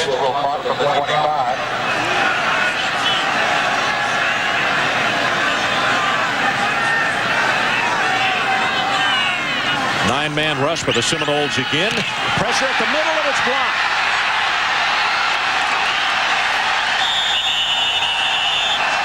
Brian Allen is the man who got through to get it.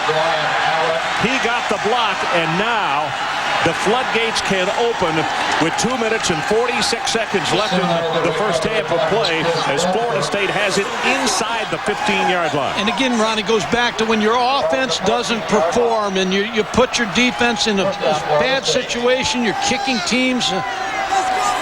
Just a block punt. That was not blocked at all by North Carolina. What you mean is nobody stopped anybody. No. It was like the floodgates. Like you talked about floodgates opening here for their offense. He's opening for the punt team. Blocked 3 punts and a field goal the last 2 games against the North Carolina special teams. Busby hands the running play. Minor hit from behind, and that's Mays who will come across to make the tackle on him. K. Mays trying to guard against what could be devastating here. But remember last year's game, Florida State blocked 3 of Carolina's kicks. 2 blocked punts, gave the Seminoles great field position, and then they blocked a field goal attempt, stifled one of the few scoring chances for the Tar Heels all day, and that final was 13-0. So they're right back where they started from last year. Ron, this defense of North Carolina has got to stand up right now, or their lights are going to be out here. They need a stop here. They need to hold them to a field goal. And around. Whoa. Vonnie Holiday came up and made the tackle, and Stringer just disappeared. Let's check in with Carl Ravitch. Carl? Hi, Ron. Coming up at the half, Judgment Day, of course, is going to lead to Decision Day. Who is going to be number 1? Nebraska. What a fantastic finish. If you haven't seen the play, you have to come back and watch at the half. How about Michigan? Big statement today at Happy Valley. We will find out all that coming up at the half. Ron, back to you. Okay, Carl. That was Lavernus Colds on the reverse, who cut it back into the middle. And Lavernus cut it back into the big people. Third down, line to make. They need to take it to the 4. Florida State leads 14-0. They're trying to blow this one open. Running play. Minor to the right. Gets one block. Waits for the block, and he will score. That was Donald Haven, and there is going to be a holding call against the Seminoles. It's number 68, Jason Whitaker. Well, he did tackle the North Carolina player. And it's away from the call, Ron. And holding on the offense. 10 yards, spot on the foul. Coach Bowden was all the way out on the field in protest. Well, it's a definite hold, but it was way back away from where the play is going to go. You're going to see it right here. 68, Jason Whitaker tackling Bonnie Holiday. Big, big play. See it again right here. Is the hold. And a good call by the referee. So the penalty pushes it back to the 25-yard line. Third down. The line to make is the 4.5. Shotgun formation for Busby. Nobody in the backfield. Quarterback draw. Has 5, has 10, and he goes down as Ellis got there from behind along with Brian Simmons, and they just put themselves in good field goal position, a lot closer for Sebastian Janikowski. Boy, good call by Mark Richt and Bobby Bowden to spread everybody out. You see the motion to get Kay Mays out, number 53, and there's nobody in there when the backer leaves on the draw. 32-yard field goal attempt. Left footer is ready. Gets a good pass. His kick is good. So with 32 seconds showing on the stadium clock, it is Florida State 17 and a silenced North Carolina crowd and team at nothing. Mike, in a situation like this, you don't have time for emotional things in the locker room at halftime. You got to repair a lot of things that are broke, and they're broke on offense. Well, I think the first thing they have to do is decide whether they're going to bring Chris Keldorf back out. That's going to be a conversation with Greg Davis, the offensive coordinator, Mac Brown. He told you the other day he's going to look in the eyes of Oscar Davenport. Now, you can't blame it all on Oscar Davenport. They haven't got blocking up front. They never established the run. Florida State is just whipping them on defense. But I think you're going to see Chris Keldorf when we come out in the third quarter. Just something to give him a spark. Well, Keldorf is the type of guy that, as we watched him in practice the other day, that the other kids really identify with his leadership abilities, and he has handled the situation of Davenport taking over the #1 spot extremely well. In fact, he and Oscar have become closer over the situation, which speaks volumes for Keldorf. But right now, they need to get close together on the sideline and talk about what they can give each other mentally to help them out of a big hole. Yeah, I think they got to come back on the second half and run the ball. They got to start that. They've got to try to find a tight end, Algie Crumpler, a little bit. But I think we're going to see Keldorf as we come out in the third quarter, unless Oscar sells them on the fact that they can move this ball early in the third quarter. But they have shown no signs of life on offense. Barely a pulse. Janikowski to kick it off. Gets another good foot into this one. Yanked it to the sideline and is fumbled out of bounds at the 2. Well, Parquet fumbled the ball, knocked it out of bounds. And I think the thing to do right now is just go on one knee and then sprint to the locker room. Get out of here. But you know what? You're starting to see the signs of not believing right now that you can win. Lack of concentration right now. An offense that's discombobbled right now. And it's just, that's the job Mac Brown, the coaches, are going to have to do at halftime is remember, we have a shot to win this football game. We're better than this. We're just not playing that way on offense. Begin the drive at the 2-yard line. And Florida State still has 2 timeouts to make it interesting. Now forget the interesting now. They used one. They just used one, and check what I said. Go on knee. They're so deep, you can't even go on one knee without picking up a safety. Got to get a little movement now. Just quarterback sneak a couple times and get out of here, like you said. We want to take this opportunity. Well, next Saturday on ESPN 2, 12:30 Eastern Time, Tavian Banks and Tim Dwight. Don't forget, coming up at a halftime, Chris Lee and Kirk coming up behind the tree. That's over in the corner of the end zone. And they will give their thoughts about this first half, but I think everybody's thoughts are pretty much on the same page, and that is Florida State's defense and Carolina's offense. One has been superb, and the other has been just non-existent.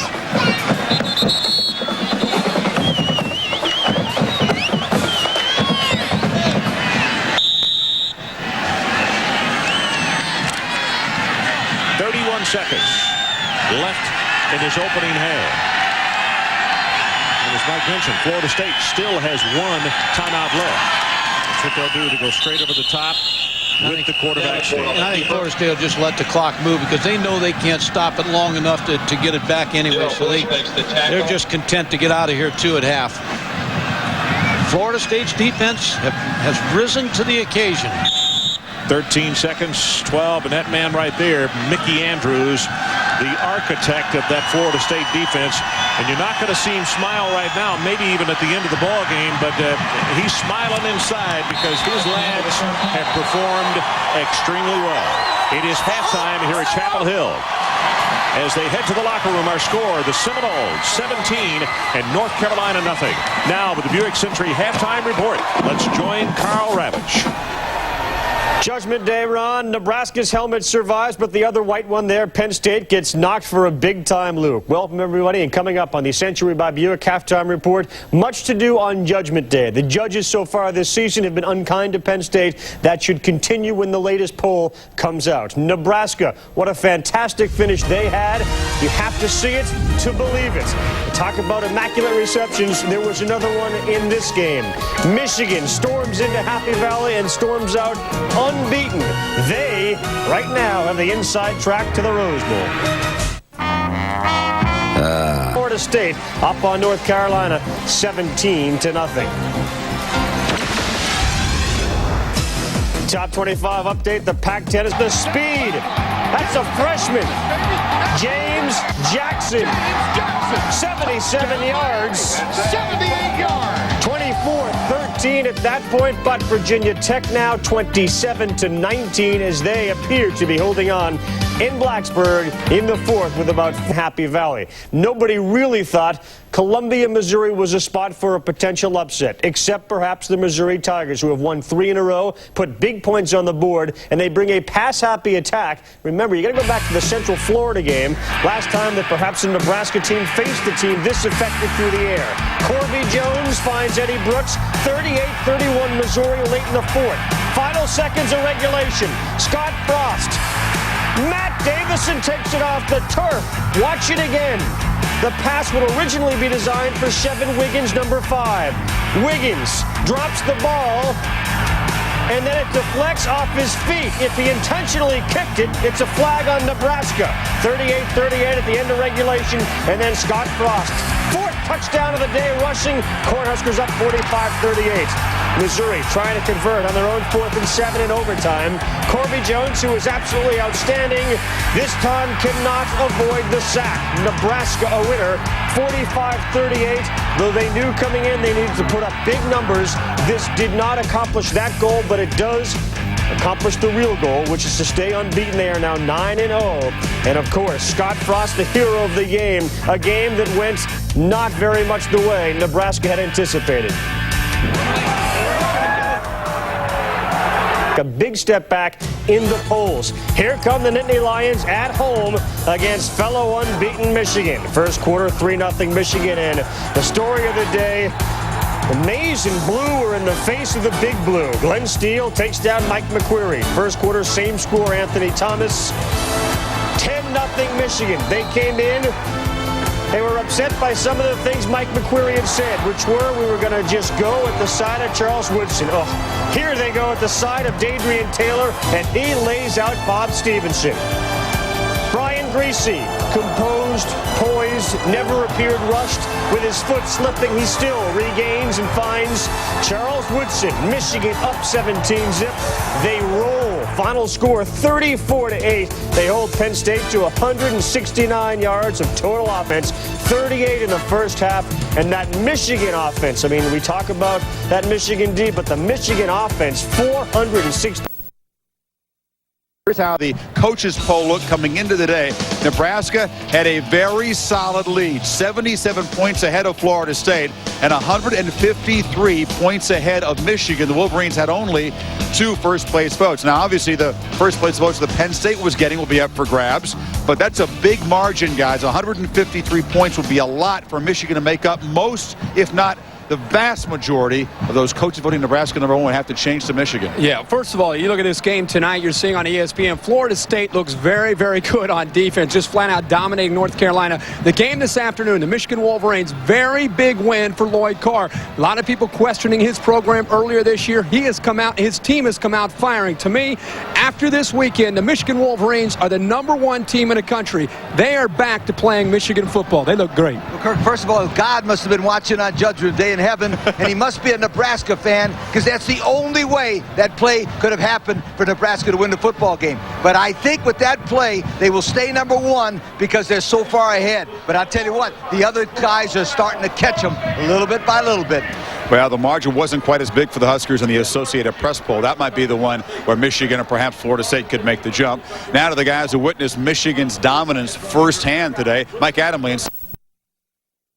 He got touched a little bit early by number 23, Dwayne Starks. Wayne comes up with the ball. Big play. And let's see the official caught it. He did. 50,000 folks here in Blacksburg are breathing a collective sigh of relief.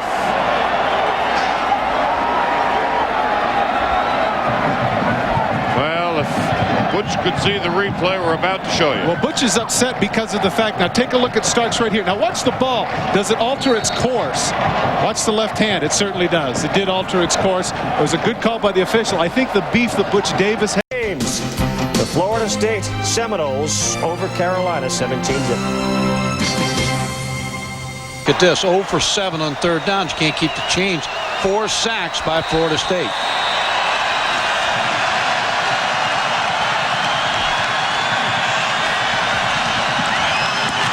So Janikowski to kick it off for Florida State. And this one is returnable from the goal line.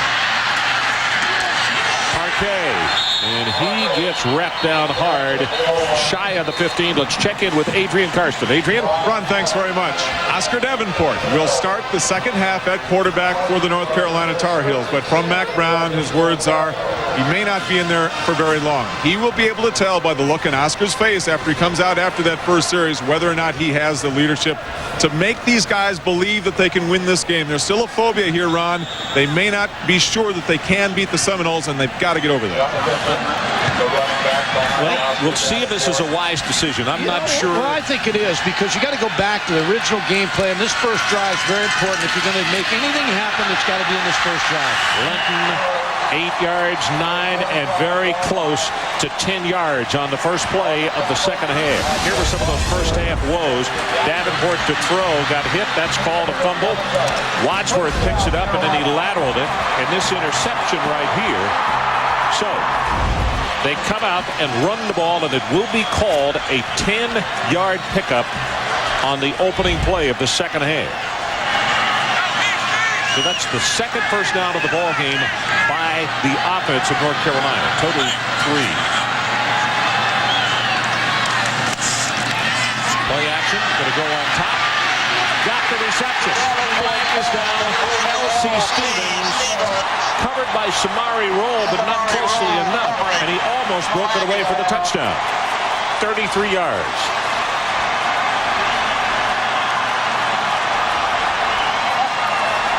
Ron, already on this play, you can see Oscar Davenport, a little better concentration, a little better protection, hits L.C. Stevens, and this first drive, to me, is the ball game. If North Carolina can take it down the field, gain some confidence, you want to do the first 5 minutes of the third quarter is the whole ball game for North Carolina here. You know, Samari was very close to being called for a trip also, because that was the only way he could get him down. Linton with the running play. They take it to the right side. Very short yardage. Julian Pittman is the man who grabbed him first. And they're going to call it a gain of 1.5 yards. That's the great thing about halftime. You get to take your football team in there. First half, 9 yards. Last 3 plays, of course, they have 46. But you get to take your team in the locker room, assemble them, get to talk to all of them together, individually, as a group, and now say, here's the challenge. We're slow starters. Let's go out and try to finish this thing off and play loose. Second down, you can see Florida State strung up and down the line of scrimmage. Davenport under pressure, and he's going to be sacked. Number 90, Greg Spires, the senior out of Cape Coral, Florida, comes through, and now it's going to be a third down and long situation, which goes back to exactly what Mike talked about in the first half. You can't make a living against Florida State with third and long. No, and Greg Spires just went right around Ryan Huffman. Spires was injured in the first 4 games, only played 2 plays against Miami. Last year, he was a defensive tackle. They moved him outside. This year, he's playing much better as a defensive end. Ryan Hoffman, the senior out of Orange Park, Florida, is the one who is trying to block on that side. And you see him cheat back a little bit here, Ron, to try to help himself in pass protection. Play clock down to 1. They got it off, and he is hit low, and that's Wadsworth who will get the sack. 6 sacks by Florida State tonight, and the finalist for the Lombardi Award is showing tonight in a big ball game why he's one of the 4 finalists. And last year, Peter Boulware of Florida State led the country with 19 sacks, and Andre Wadsworth is the best defensive lineman in college football. Peter Warwick is back deep. Schmitz was blocked, or had his kick blocked, back in the first half, the last time he attempted.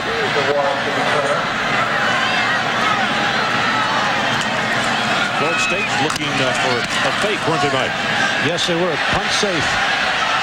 Bearcats is signal for and made, and that's going to be a flag. And yes, there were not enough space as the defensive player had come up and was chiding the man, trying to get him to drop the football. That's Steve Fisher. When you have a big game, you'd like to have big game officials. This group, I think, has done a superb job tonight from the ACC.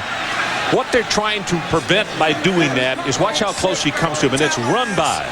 So he's running up, stomping his feet, and he is within the 6-foot barrier. But run-bys is what, when those players go flying by the guy and they scream at him to make him drop the football, and they want to cut all that out. To the 19-yard line. Now, North Carolina defensively must hold them back here. Now, this is probably the worst field position, one of the worst positions Florida State's had offensively against North Carolina. Worse, but they had great field position in the first half.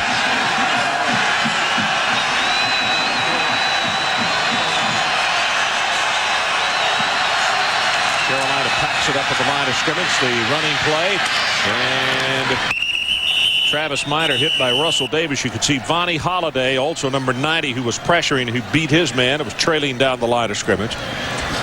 Average field position as we look at our start chart for Florida State in the first half. Started inside the 15-yard line. Now look, all the time they started inside the 40-yard line, the 46-yard line, their own 46. You can't give Florida State a short field, and North Carolina did in the first half. Well, you see this one, they had one at the 15, and then this one are the 2 worst. And all those others were gravy. Busby's pass, complete. The 31-yard line is Warwick. And he got hit by Terry Phillips immediately. But that will be enough for the Florida State first down. I think this has been the impressive part of the Florida State offense tonight. When need be, they have been very patient to take exactly what North Carolina would give them instead of going for the home run, which they do a lot of times. They've made a couple adjustments. The third receiver, which we saw a lot in the first half, and moving their receivers to get them away from bump and run. Warwick was shaken up on the play. He's not being attended to, but he did go to the sideline. He has 3 catches for 38. Carolina shows blitz, and they go with the running play. Minor breaks it outside, has 5, has 10, and will be tackled after a gain of 12 by Greg Williams.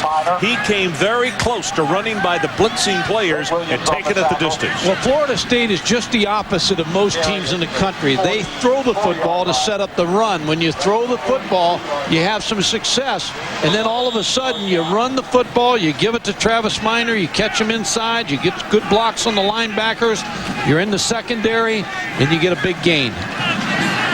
Stringer out there blocking, 45 yards on 12 attempts by Travis Minor. Minor again wiggles his way. This is going to be a gain of 1, and that's it. Hopgood-Chittick makes the tackle. Nate, a senior out of Allentown, Pennsylvania, 6'5", 280. What this does, Ron, is when you run this type of play off the shotgun where you're kind of consistently giving it to Travis Minor, you set up the bootleg where you fake to Travis Minor, then you catch the linebackers moving to the run, and then you get the crossing routes against the secondary. So let's see what Florida State, when they go to that. Second down at about 8.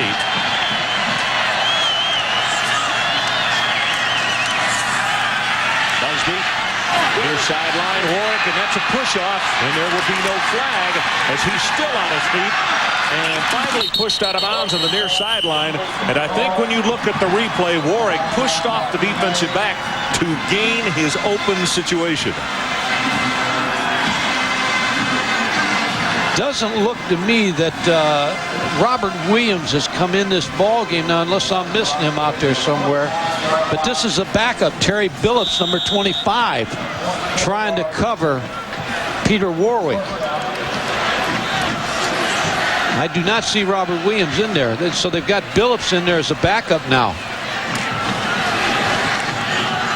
So it is first down, Florida State, the ball at the 29-yard line of North Carolina. Billups, a senior out of Orlando, Florida. They bring the linebacker on the blitz, and Travis Minor. Oh, did he take a shot from number 9, Keith Newman. Keith, the junior out of Tampa, Florida. And let's check in with Carl Ravitch. Carl? Hi, Ron. A lot of great finishes. One this evening, Miami, Virginia Tech. Down 2 on a 2-point conversion. Ryan Clement looking to the end zone. Pearson Prelow steps in front, picks it off, and Virginia Tech hangs on and wins the game by that score, 27-25. Okay.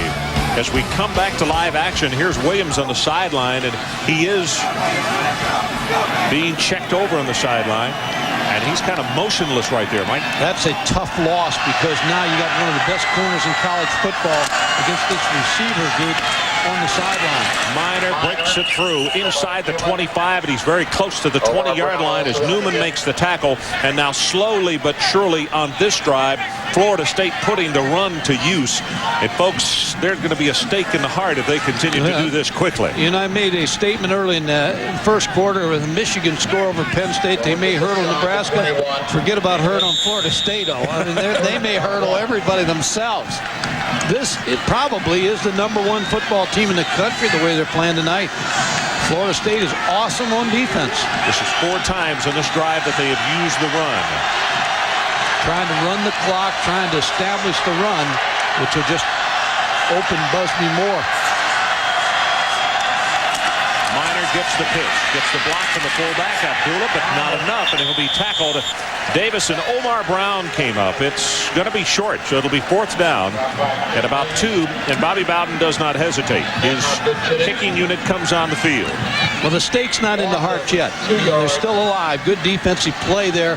Dre Bly on that side over there. Pringley.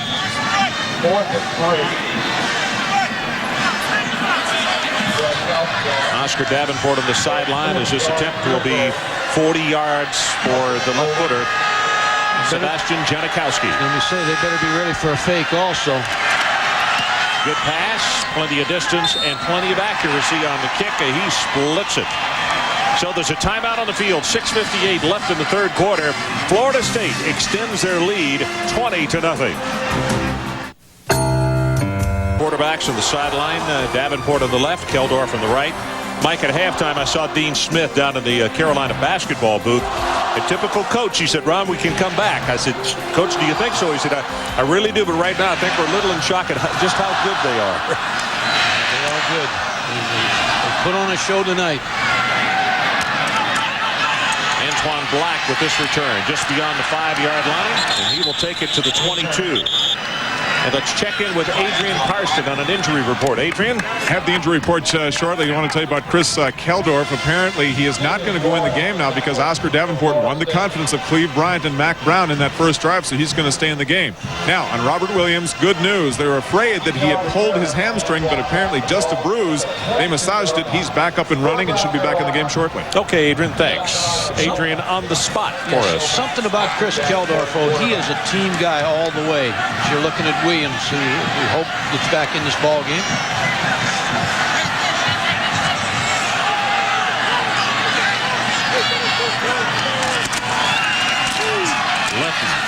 tries the right side. Corey Simon, one of the first men there. Also, you could see Bush in the vicinity. Corey Simon on the tackle. A lot goes into decision when you're going to pull a quarterback, because Oscar Davenport has won big games for him this year. Still got Clemson on the road next week, Duke, and they're going to be in a bowl game. So you don't want to hurt the confidence of your quarterback either. He's a junior. He's going to be back next year. A lot goes into when you pull a guy. See the clock running, about to go under. 6 minutes to play in this third quarter, as both teams have run the football quite a bit in the third. Play action, Davenport puts it on his hip and is not going to be fooling Greg Spires, as Greg stayed at home and made the tackle, knocking him for a loss, and Davenport is down. The decision might be made for Mack Brown here. You know how good an athlete Oscar Davenport is. He can't outrun Greg Spires. Just a naked fake. Spires shows you his athletic ability, pulling him down. They are attending to his legs. It is impossible to tell from that angle exactly where. So there's a timeout on the field. Let's take it with them. Florida State 20-0. We'll be right back. State Farm. Tennessee, Arkansas, next Saturday at 8 on ESPN2. Oscar Davenport had to be carried off the field, and in a moment we'll show you the replay of what happened to him as he injured his ankle. And Chris Keldorf has come in, and we need to tell you this may be hard to watch, so you might want to look away from the screen as his ankle gets caught underneath him and just turns right there, like inside out. So he is down with an ankle injury. We'll get an updated report, but it looked really, really bad when he was tackled by Spires. And he didn't get a lot of help tonight either. His offensive line, just a whole game plan of the offense just didn't give much help to Oscar. Keldorf on third down puts this one very long. Got a man there, and it is tipped away at the very last moment as Dexter Jackson got back. Octavius Barnes gave up on the ball for a second and then took off again. Yeah, good coverage by Dexter Jackson. What you want out of a defensive back is to play the ball in the air. He was just right where he needed to be. Chris Keldorf trying to get the ball to Octavius Barnes down the field.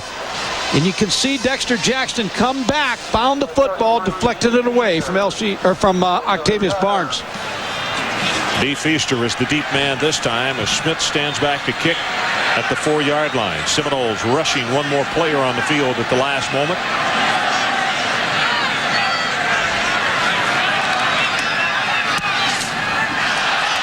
Not a good kick off the side of his foot. Now takes a Carolina bounce, and he's going to wind up. In the newspaper, this one will look great. He's going to have about 15 yards more than what he should have gotten. 52 yards on that one. Well, coming up, ESPN's NFL Prime Monday. Join Mike to North Carolina. 20-0. The Seminoles are leading. It goes Travis Minor again. And this time the Tar Heels diagnosed this one well. Omar Brown, the first guy to get to him. Number 2, Omar Brown. Robert Williams is back in the ball game, number 29. But, Ron, he looks to me like he's limping a little bit. As Peter Warwick came off the ball here, just look at the space now. He's giving Peter Warwick. It just doesn't look to me like looks like he's limping a little bit. Well, as Adrian mentioned, he didn't pull the hamstring. It was more like a bruise, they thought. So after the massage, they let him go back in. But you're right, he looked affected there. Second and long. Travis Minor waits for his block, uses it well, and he is close to the first down. Brandon Spoon will make the tackle. And the one difference as they look at Davenport on the sideline, the one difference in Travis Minor from watching him early in the year and now is he has learned patience and how to wait for his blocker and wait for them to clear for it. He looks just like the player that played last year. Not whose number he wears. Yeah, not as effective just yet, but you remember he's only a freshman, so Warwick Dunn we're talking about. 63 yards for him tonight. You can see North Carolina minus yardage. It is third down. Line to make the 40-and-1/2-yard line.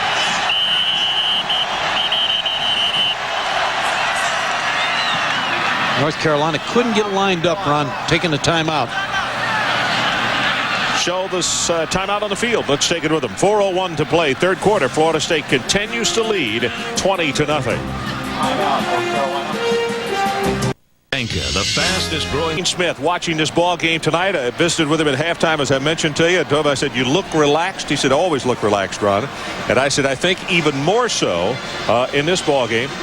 But anyway, what a magnificent job the man did, and he deserves this time to be relaxed and kind of kick back and do some things he was not able to do this time of year. Dre Bly. Will Florida State go play action and try to finish this one off with a play action pass, or will they run it?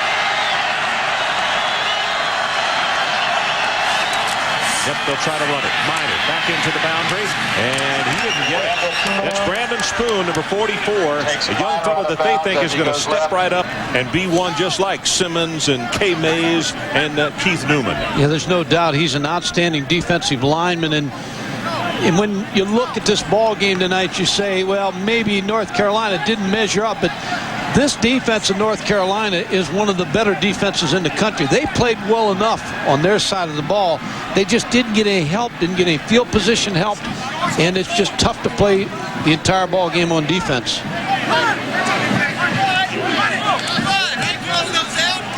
Yeah, they're going to measure it right there because that's where the sticks were, and you see the applause by the Carolina defense that they have held them.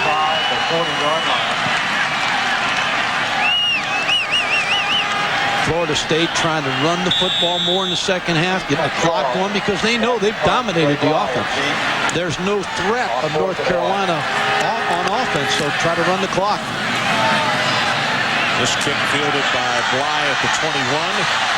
And Dre will take it back to the 31-yard line. And let's check in with Adrian Karsten. Ron, an inflatable cast has been applied to the right ankle of Oscar Davenport to immobilize a probable broken right ankle. They'll find out for sure when they take him to the locker room shortly. Definitely out of this game. Okay. Thanks, Adrian. Boy, it's tough loss there. Now Dre Bly limping off the field, and Williams, the other corner. We saw him limping just a bit ago, so what has turned into a disastrous evening for the Tar Heels is getting worse by the moment. I think the 25-second clock is moving here, and North Carolina's on the sideline, so they got to hurry here.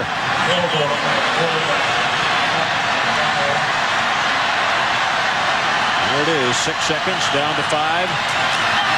Keldorf, play action, dumps it off, and that's to the fullback, Dyer, and he drops the football as he got hit by Darrell Bush.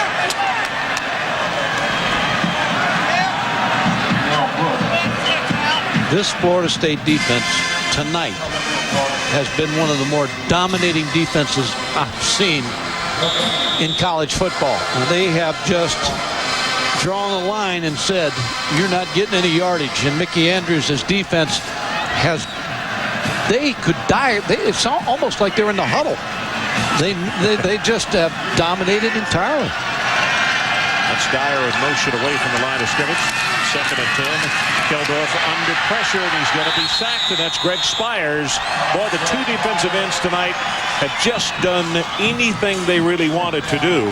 And now it's going to be 3rd down and an acre. And for North Carolina, situation here where you better not put it up for grabs. Well, you'd like to be Greg Spires because you know that Andre Wadsworth's going to draw the back and double coverage. So most of the time you're going to get one-on-one coverage with the offensive tackle, and Greg Spires shows you why he has had a great night. They've sacked North Carolina quarterbacks 8 times last year, and they're having their way tonight.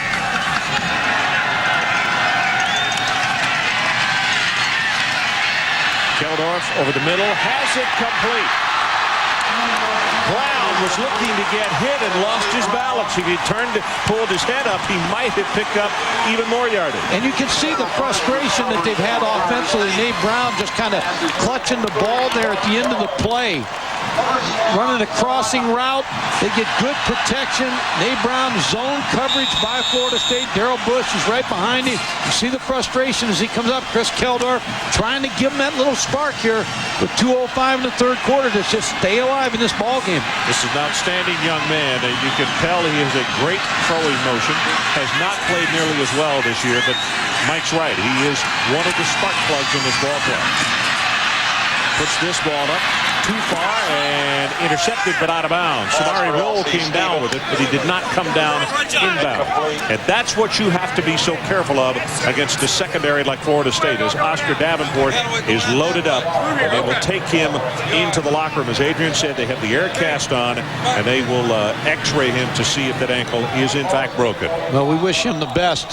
Here, a good defensive play by Samari Rowe. He may have had that, Ron. I'll tell you what. Yeah, he's bobbling a little bit there, but I think he had it. That shows unbelievable athletic ability, though, as far as controlling his body, and he still almost came down with it, going out of bounds. That shows you the blanket that they've been able to put on the passing game in North Carolina. They're right on top of the receivers. Now there are people moving all over the place this time. It's the offensive line. Safety blitz by Florida State. They got a little jittery in the offensive line. See if they jumped in the neutral zone or the offensive line moved. Oscar Davenport's going to leave tonight, but you have to remember all the good things he's done. Now he's got this ball club 8-0.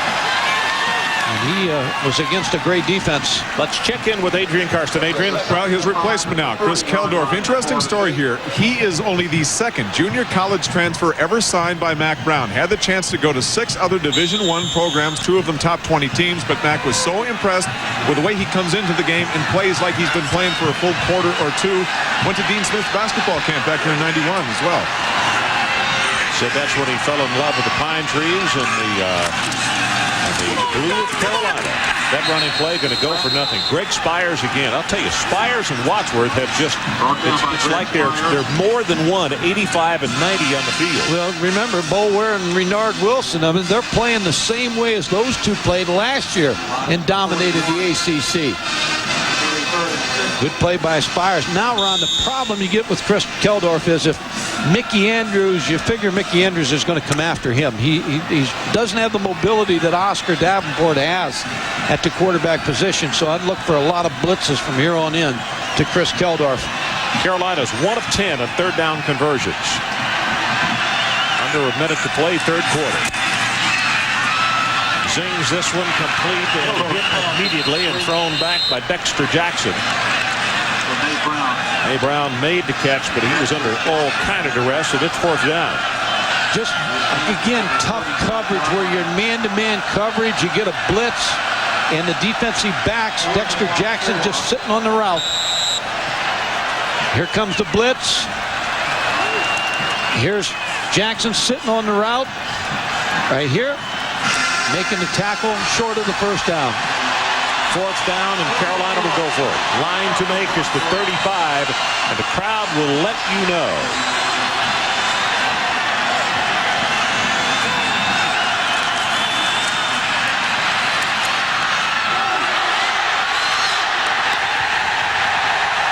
Samari Roll is going to be flagged.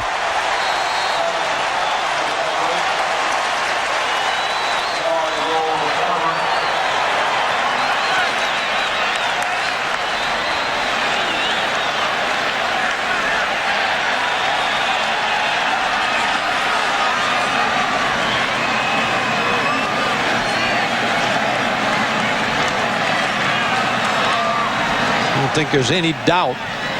Samari Roll reaches out on Nate Brown and holds his jersey. And another good call. So that is the end of the third quarter. And as they head, yep, they do have one more play because of the penalty. So they're asking him to come back.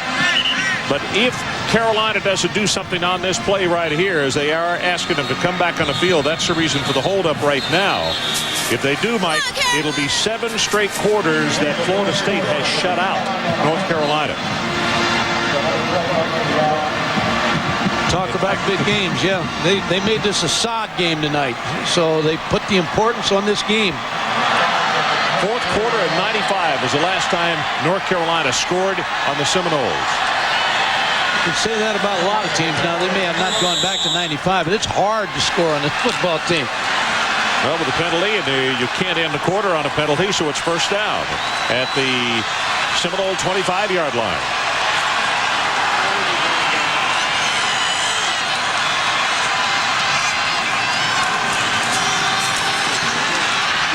Kellogg's pass overthrown, and that will be the final play of the third quarter. So there's a timeout on the field, and as we head to the final 15 minutes of play, Florida State 20, North Carolina nothing.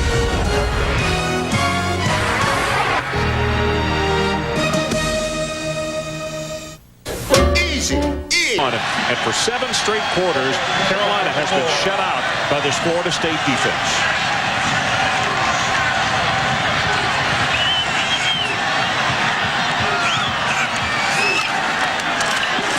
Gets the pass off quickly, and boy, Crumpler has to pay for it. Only his first catch tonight. Tate Cody came up and made the tackle on him. Well, Tate Cody just came up and made a picture-perfect tackle on Algie Crumpler. Tight end just going right in the flat. And now you can see Cody start up and watch this tackle. Just measures him up. Cody's only 180 and Crumpler weighs 250, so he brought all that 180 there. Jeff Saturday, the center, pointed out blocks to the offensive line as he makes all the calls. Keldorf gonna be sacked by Tony Bryant, and if you saw somebody leaping over a blocker, it was Bryant who jumped over the top of the blocker and then made the tackle. This is why Florida State is superb on defense, though. They bring the backups in a lot. This is Bryant right here, just... And a lot of bumps and bruises. You normally have those this time of year, but in this ball game tonight, we've seen a lot of people hobbled.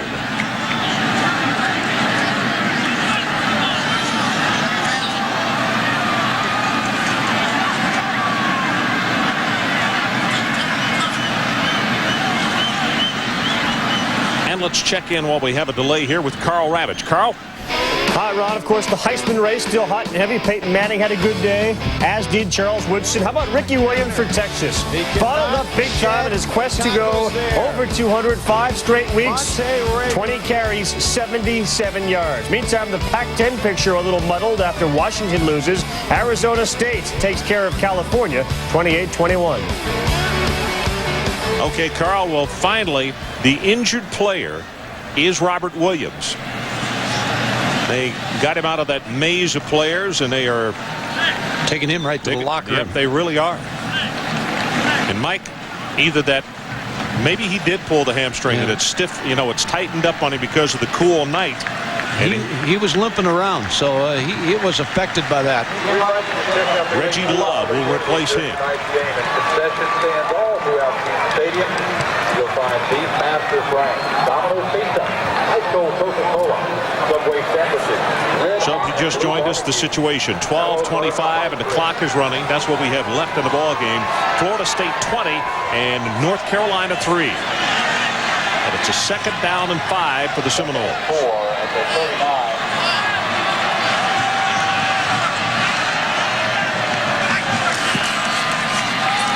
Minor again. Back into the short side of the field, and he is very close to the first down. In fact, from where the linesman has come out, he may have it. It's Bonnie Holiday along with Kay Mays on the tackle for Carolina. When you look at this ball game and you look at the offensive line of Florida State, Jason Whitaker, number 68, who's a sophomore, a guard, he has led and pulled on that very play that Travis Minor has carried on and got a lot of key blocks tonight. He has played an excellent football game. And on the other side, Ron, they got Trey Thomas, who Mel Kiper says is one of the top 15 offensive linemen or top draft choices. Number 70, he's 6'8", 330 pounds. So they've got a pretty good offensive line tonight. Yeah, and Trey, that headgear looks a little small, doesn't it? Greg Ellis told me the other day, he said when he watched him on film, he's got such long arms. He felt like that the only way he could get around him was speed rushing.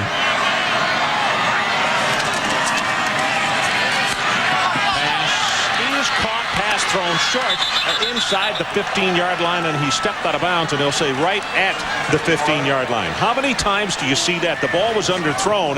Harrell came back and made the catch. And they have so many wide receivers. They've gone to Laveranues Coles. Damian Harrell has played a lot tonight, but you're going to see him adjust to the football against Reggie Love. He knows it's underthrown, stops on a dime, makes the catch. Reggie Love finally forces him out of bounds. And the official marks it just short of the 15-yard line. You can see he stepped out of bounds there. 7 different receivers Busby has found tonight. First down, they go with the running play. Minor cuts it back into the middle, screaming through tacklers, and a flag comes down, and he is inside the 10 down to the 8. It's going to be a hold, I think, on Florida State. Looked like Kevin Long against Kay Mays. And they're talking about it there. He may apologize and said he may have used my hands a little bit there on you. Holding is the penalty against the Seminoles. There's the hold right here. Tip off is the 24-yard line. Let's say he's got him twisted. Yeah, as the ball carrier went by, if he'd let him go, that flag might not have come down. But he took him in a full at least a 180. So pushes the ball back to around the 24.5-yard line. Bobby Bowden said to Bob Long, he said he's the glue and leadership that keeps our offense together. And that's a big praise for a center. High formation. Wrapped up to the line of scrimmage this time. Kay Mays again is there to make the hit. The senior out of Anniston, Alabama. Started playing football when he was 6 years old. Father was in the military. And the reason he's called Kay because Kaba Yusuma is how you pronounce his first name. It's just a lot easier on everybody. Coaches particularly. You just call him Kay. Big middle linebacker. Strong, fast, 6'4", 240. He can plug up those runs inside.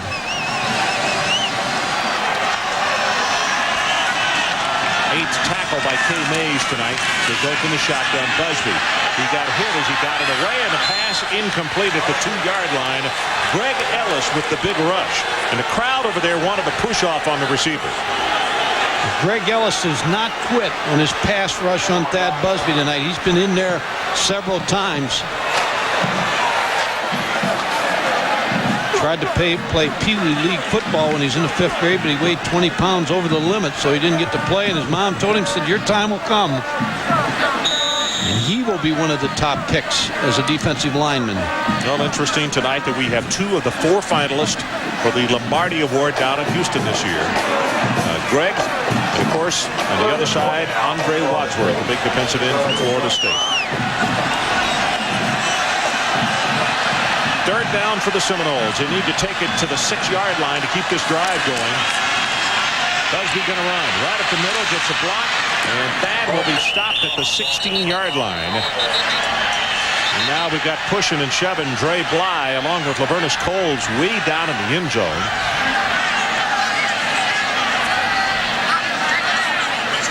That's a football player right there now. Dre Bly's had a great night. They have stayed away from him. He has blanketed the receiver that he's covered, whether it's been E.G. Green or Peter Ward. So this field goal attempt is going to be 35 yards. Made a couple tonight, 32 and 40.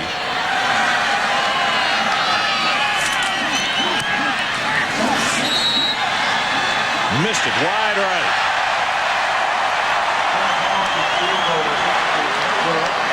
So let's take a timeout. 9:27 left in the ball game. Our score remains Florida State 20 and North Carolina 3.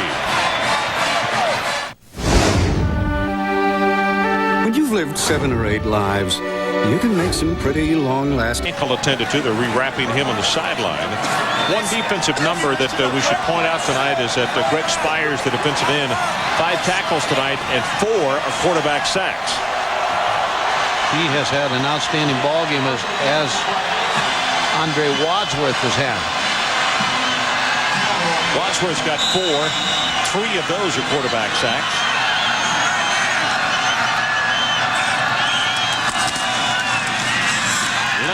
running play. No, beg your pardon, play action fooled everybody, and the pass going to be intercepted by Dexter Jackson, and a flag goes down following the interception.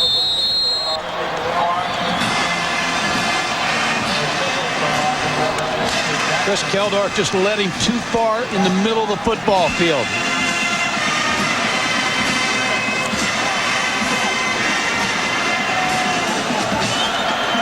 Face mask on the tackle following the interception. 5 yard, grasping the face mask. 5 yards. First down. Good fake by Chris Keldorf. Just leads him too far in the middle of the football field. Threw it right to Dexter Jackson sitting in center field. Good coverage by Florida State. Keeping a free safety in the middle of the field. Boy, he could have called a 15-yarder on that, but as he grabbed onto that face mask and held onto it. Well, this is a frustrated football team. Mac Brown and his staff are going to have to do a great job of rebuilding the confidence of this football team before next Saturday when they go to Clemson. Yeah, Tommy West and his staff know that they're getting a team that is bruised both physically and their egos as well. As Minor takes it back into the boundary, and he'll be tackled by Brandon Spoon again, number 44. And what happens, Ron, is, and I was here a couple weeks ago to watch a practice, but everybody, the students, the community, they all were talking and focusing on this football game. And then to come out and lose a ball game, too, which is no shame to lose to a Florida State. I mean, they're an outstanding, they may be the best team in the country. If I had a vote, I'd vote them number one right now. But now they've got to get over this game, and they can't linger on. They got about 24 hours to get over this game, and they got to start to get ready for Clemson, or they'll get beat again next week. Gets by one tackle, gets it to the outside, tries to turn the corner, and it's Keith Newman from the middle linebacking spot, the Rover, who comes over to make the tackle. Adrian Karsten, what do you have for us? A reminder to you two and our viewers of a conversation we'd had with Mac Brown yesterday, who said, you know, being 8-0 is more difficult than actually preparing this week for this game. And in that, North Carolina are already winners, because all respect to the basketball program, they weren't talking about round ball on the front page this week. We'd really crossed the hurdle, and there are very high expectations now here in the Tar Pit, a brand new nickname for this field and the things they've accomplished so far. So still a very big step for this program, I think, Ron. Okay, Adrian. And Ron, you look at that facility that they have built here. In the end zone, you can see how progressive they are here. There it is right here above the North Carolina. Yeah, right here. Just put a bunch of money in this, and this is as good a facility as anybody in America has. So they're going to recruit. They're going to keep recruiting good. And if you remember, they were 2-20 in his first 2 years here. So this has been quite a turnaround, and they just have not been able to get by Florida State. A lot like the SEC teams up until this year with Florida. Yeah, that's right. Good parallel. Back goes to Minor. This time got away from his blockers, and Brian Simmons just ate him up. And that'll be a lesson that he will log very well, as he ran away from his blocker and found out Simmons may weigh 238 pounds, but he can run laterally as quick as he can. Well, with Nebraska winning a game against Missouri, Michigan, we know, beat Penn State pretty solidly. Where do you put Florida State? I put them number one right now. I move them right ahead of everybody. I put them number one, and that Michigan team goes to number two. Yep. They go there. And Michigan goes to number two. Yeah. I don't, probably would do that. Nebraska's going to drop down to 3, and I'll tell you who becomes a factor now right there, Tennessee. Starting to inch up there. Third down running play's only going to go for 1.5 yards. Greg Ellis is down at the bottom of the pile, making the tackle. Florida State, they've done what they need to do, and now they're content to run the football, run the clock down. They want to get on a plane and head back to Tallahassee.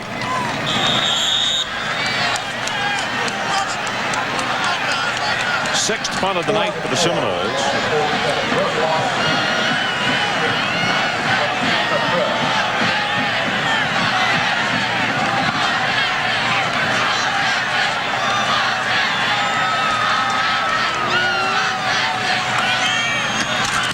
Up the middle. Cottrell gets away a hanging spiral. Gray Bly No fair catch, and now runs out of bounds at about the 11-yard line. He circled in every direction he could. Florida State did too good a job of covering in the special teams. 5:45 left in our ball game. Florida State by 17. Chapel Hill 20-3 with 5 minutes and 45 seconds left on our clock. And in case you missed it, first part of the telecast, the reason for the note there, happy birthday, Bobby. Bobby Bowden, his 68th birthday today. That's Jason Peace, who catches the ball right over the middle, and let's check in with Carl Ravitch. Carl? Oregon against Washington, the Pac-10 with Washington going down, now up for grabs, and here's how it happened.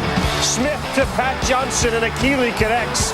29 yards later, Oregon upsets them 31-28. Ron, it's yours. Okay, the Ducks playing it tough today. That pass just thrown into the ground so that it would not be intercepted, and it'll be third down. Saw the Orange Bowl people a little earlier up here in the press box, and Nebraska was down, and they were asking for a razor blade to cut their throats. But the way the things have gone tonight, they sit pretty good shape with the Nebraska coming back and winning. Florida State playing pretty well here tonight. So what looked like a disaster for them turned out okay tonight. Geldorf sets in the pocket, throws that one complete. And Nate Brown is tackled by Saunders immediately. It's going to be a very short game. See Saunders with his hand across his chest holding his ribs there for a second. Now appears to be okay. Again, Mickey Andrews getting to play young players to get more depth in big ball games. Yeah. That's the key for them on defense, just keep building up depth in the defensive line and all of its positions. Tipped, almost intercepted. Howard was close to it, but he trapped that one. You never got a feeling tonight, though, that ever they were in danger defensively, Florida State.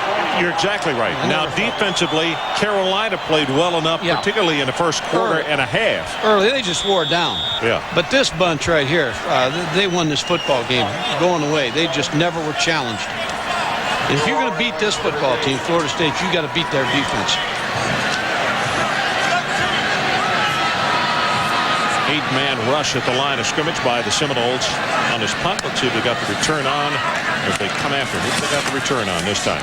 Best punt of the night. This one lazily turning over, and it's fumbled, and the flag is down. I'm not sure he gave him the distance. Play has been whistled down. It looks like that's going to be a flag against North Carolina again. Peter Warwick dropped it.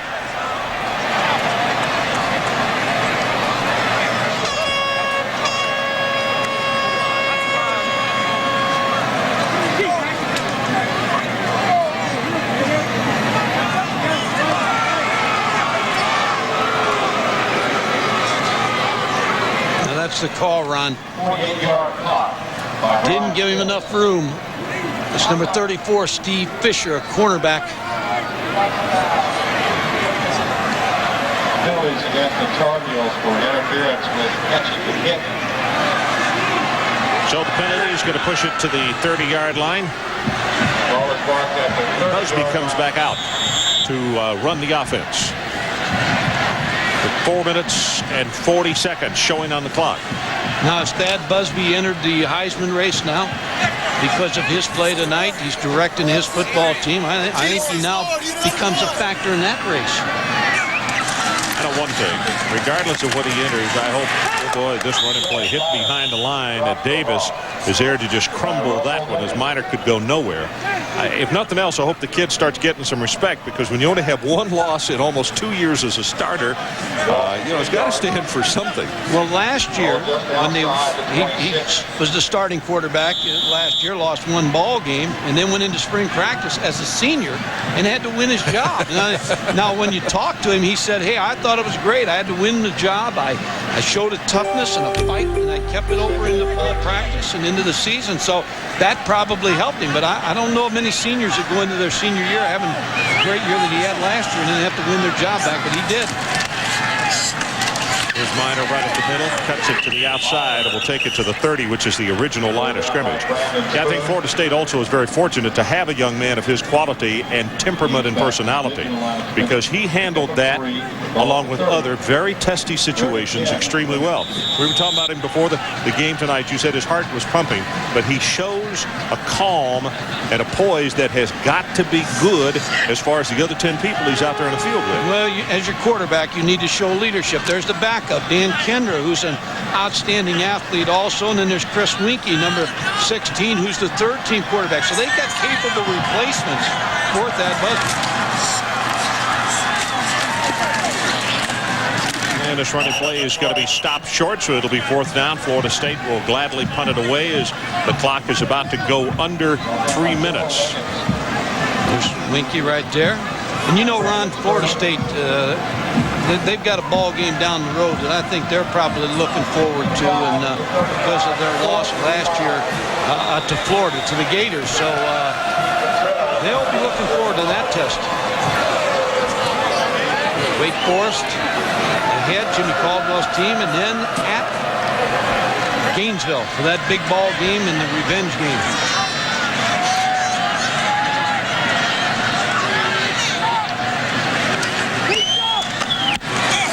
Gets it away, line drive, Bly on the run, and he will just take it out of bounds as he was losing control of the football. Flag is down. And there is a flag down, or that's what the PA announcer said, but I don't see it. Do you see one, Mike? Oh, there it is, right behind those players. Okay. 27-yard line.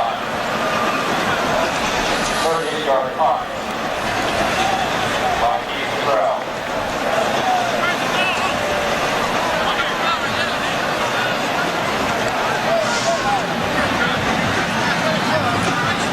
Procedure against Florida State, personal foul, face mask against Florida State.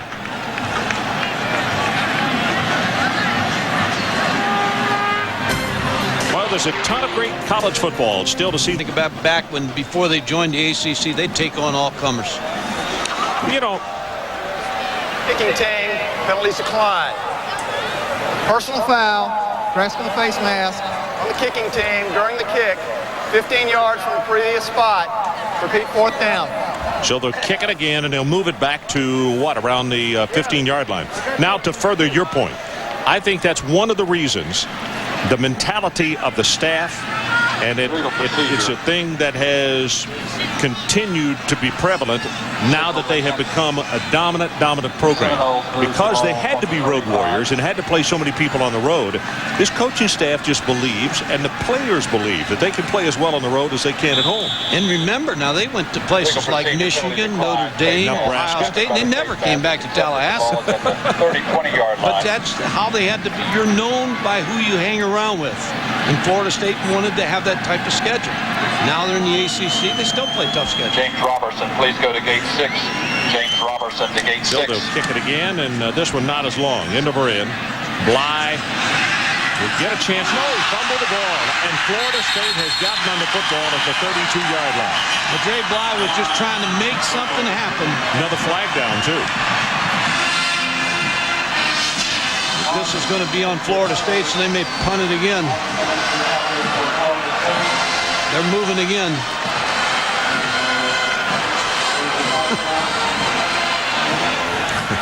Bobby said, let's get this thing done. I'd like to get on that plane and head home to some birthday cake. Dre Bly trying to make something happen, just make a play, and just didn't look it into his hands. Number 13, Marvin Minnis, wide receiver with the recovery. No, they already had 15 yards. Now they're going to mark it off again.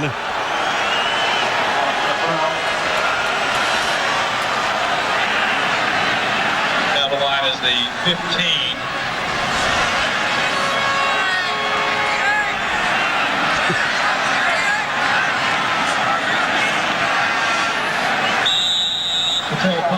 I think if I could read the lips, they said, get on the line of scrimmage. Okay? He's wearing the punter out. And those guys covering the punt as well. This is 3 times they get to do it. Well, another low line drive. And this one's not going to be returnable because it was so short, and it's going to wind up a pretty good deal for Florida State. That is 41 yards on the punt. Mike, I don't know if this is easy to compare or not, but who has a better defense, do you think? Florida State or Michigan? I'm going to have to go with Florida State. Now, Michigan's awful good on defense, and I know that anytime you don't want to be second in anything, but this Florida State defense, because of all the different parts that they have, the dominating defensive ends, now they got Pittman back inside. They got great linebackers and then a good secondary. So this has been total domination tonight, and I'm sure Michigan totally dominated Penn State today. Keldorf watch the back door. Pass is picked off. Samari rolled. Makes the interception. Flag is down deep in the secondary following the interception, and he's tackled at the 48-yard line.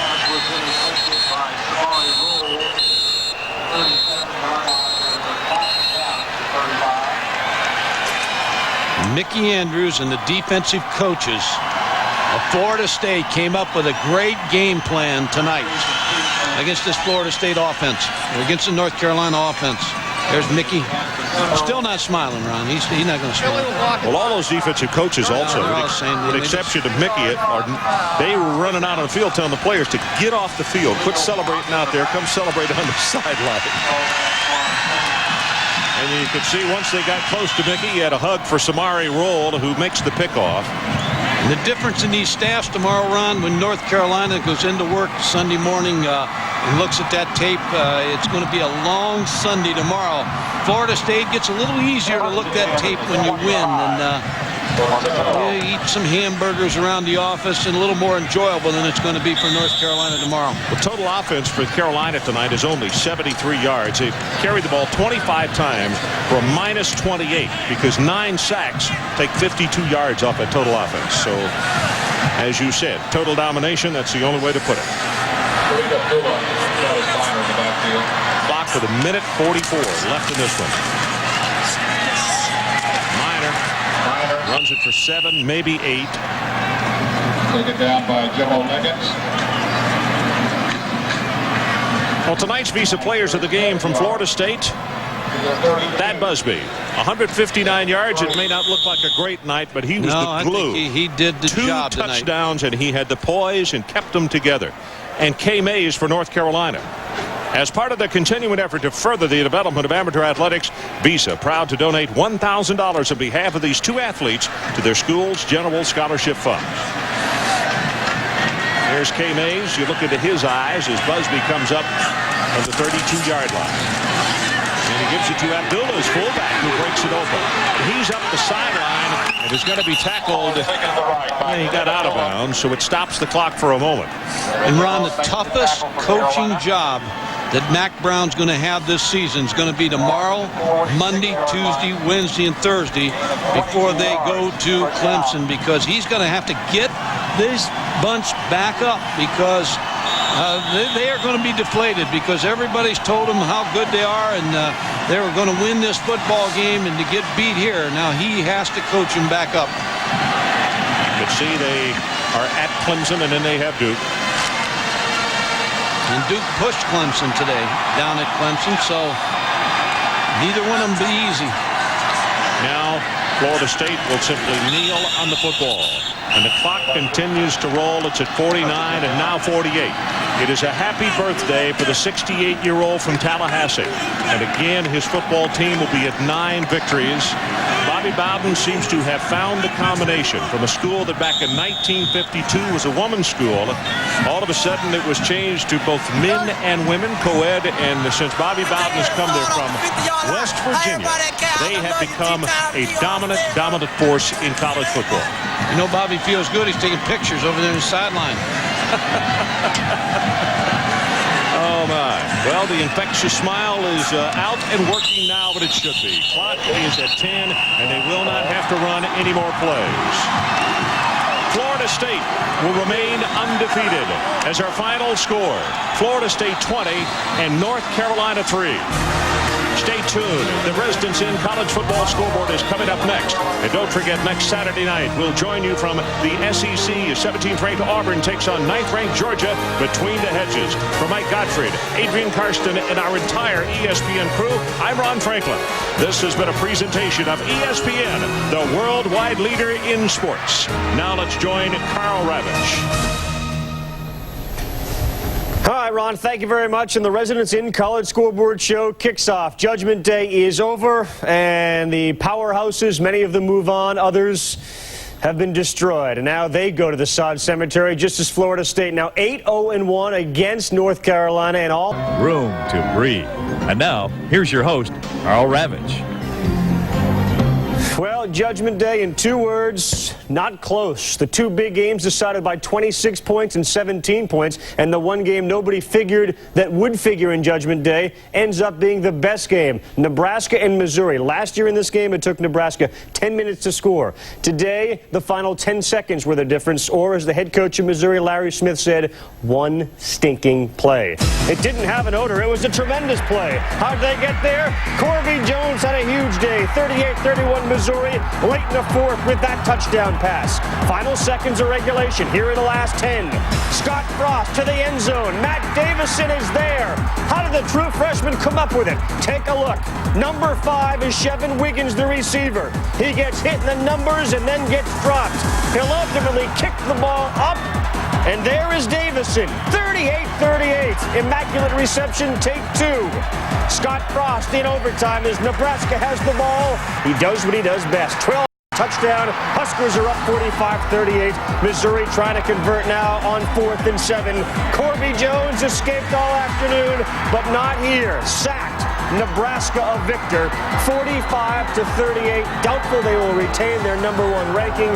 However, they do stay unbeaten, most importantly, now 9-0. Amon Green on the ground, 30 carries, 189 yards. Scott Frost, very impressive, both throwing and running. He rushes for 141, he passes for 175, 5 touchdowns in all, and 316 yards. The Nebraska defense, they left a little red-faced this afternoon. In their previous 3 games, they gave up only 2.3 points, but today 38, and the key, the secondary, exposed long time ago by Central Florida, exposed again today by Corby Jones and that Missouri offense. But when all was said and done, it was Scott Frost and the Cornhuskers left barely standing. Congratulations, it was a lot closer than you'd hoped for. That's not the way we wanted to do it, but we got it done. That's all I have to say. What about your running today was outstanding. I know it was. Felt good. Felt good. We just got to keep playing now. We can't have another one of these. Congratulations.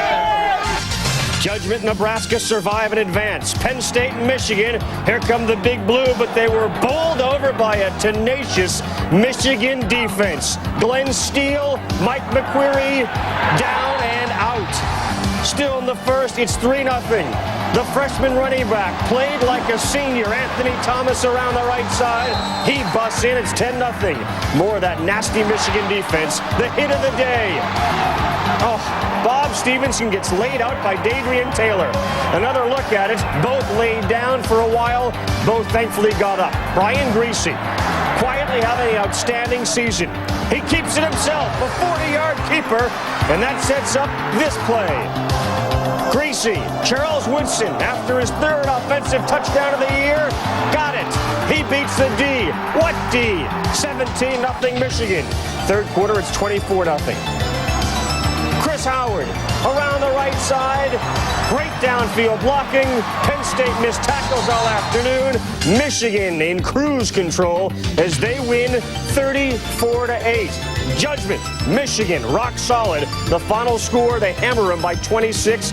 416 yards of total offense for Penn State, 169 yards of total offense. Mike McQuarrie, 10 of 22, 68 yards. He said when he went to bed last night, he didn't have a nightmare that the game would end up the way it did. The first half, really, this game in microcosm. The score 24-0 as they went to break. Joe Paterno couldn't say anything. The rushing yards, dominant. The passing yards, dominant. And the total yards, a whitewash, 259 yards to 38. So a couple of unbeatens biting the dust. How about Toledo? Taking on 4-6 Ball State. That's a wounded duck up there. But Larry Davis comes down, and he's in. Ball State scored 28 points in the first half. Say so long to the unbeaten season for Toledo. They were torpedoed. 35-3, the final score. Take out. Decision day comes next. For an opinion on that, let's join Chris Fowler, Kirk Herbstreit, and Lee Corso. Gentlemen. Well, Carl, thank you. An amazing day. The three longest winning streaks in the country, Penn State, North Carolina, and Toledo, all coming to an end. Nebraska had the fourth longest and, of course, took that miracle play to keep that alive.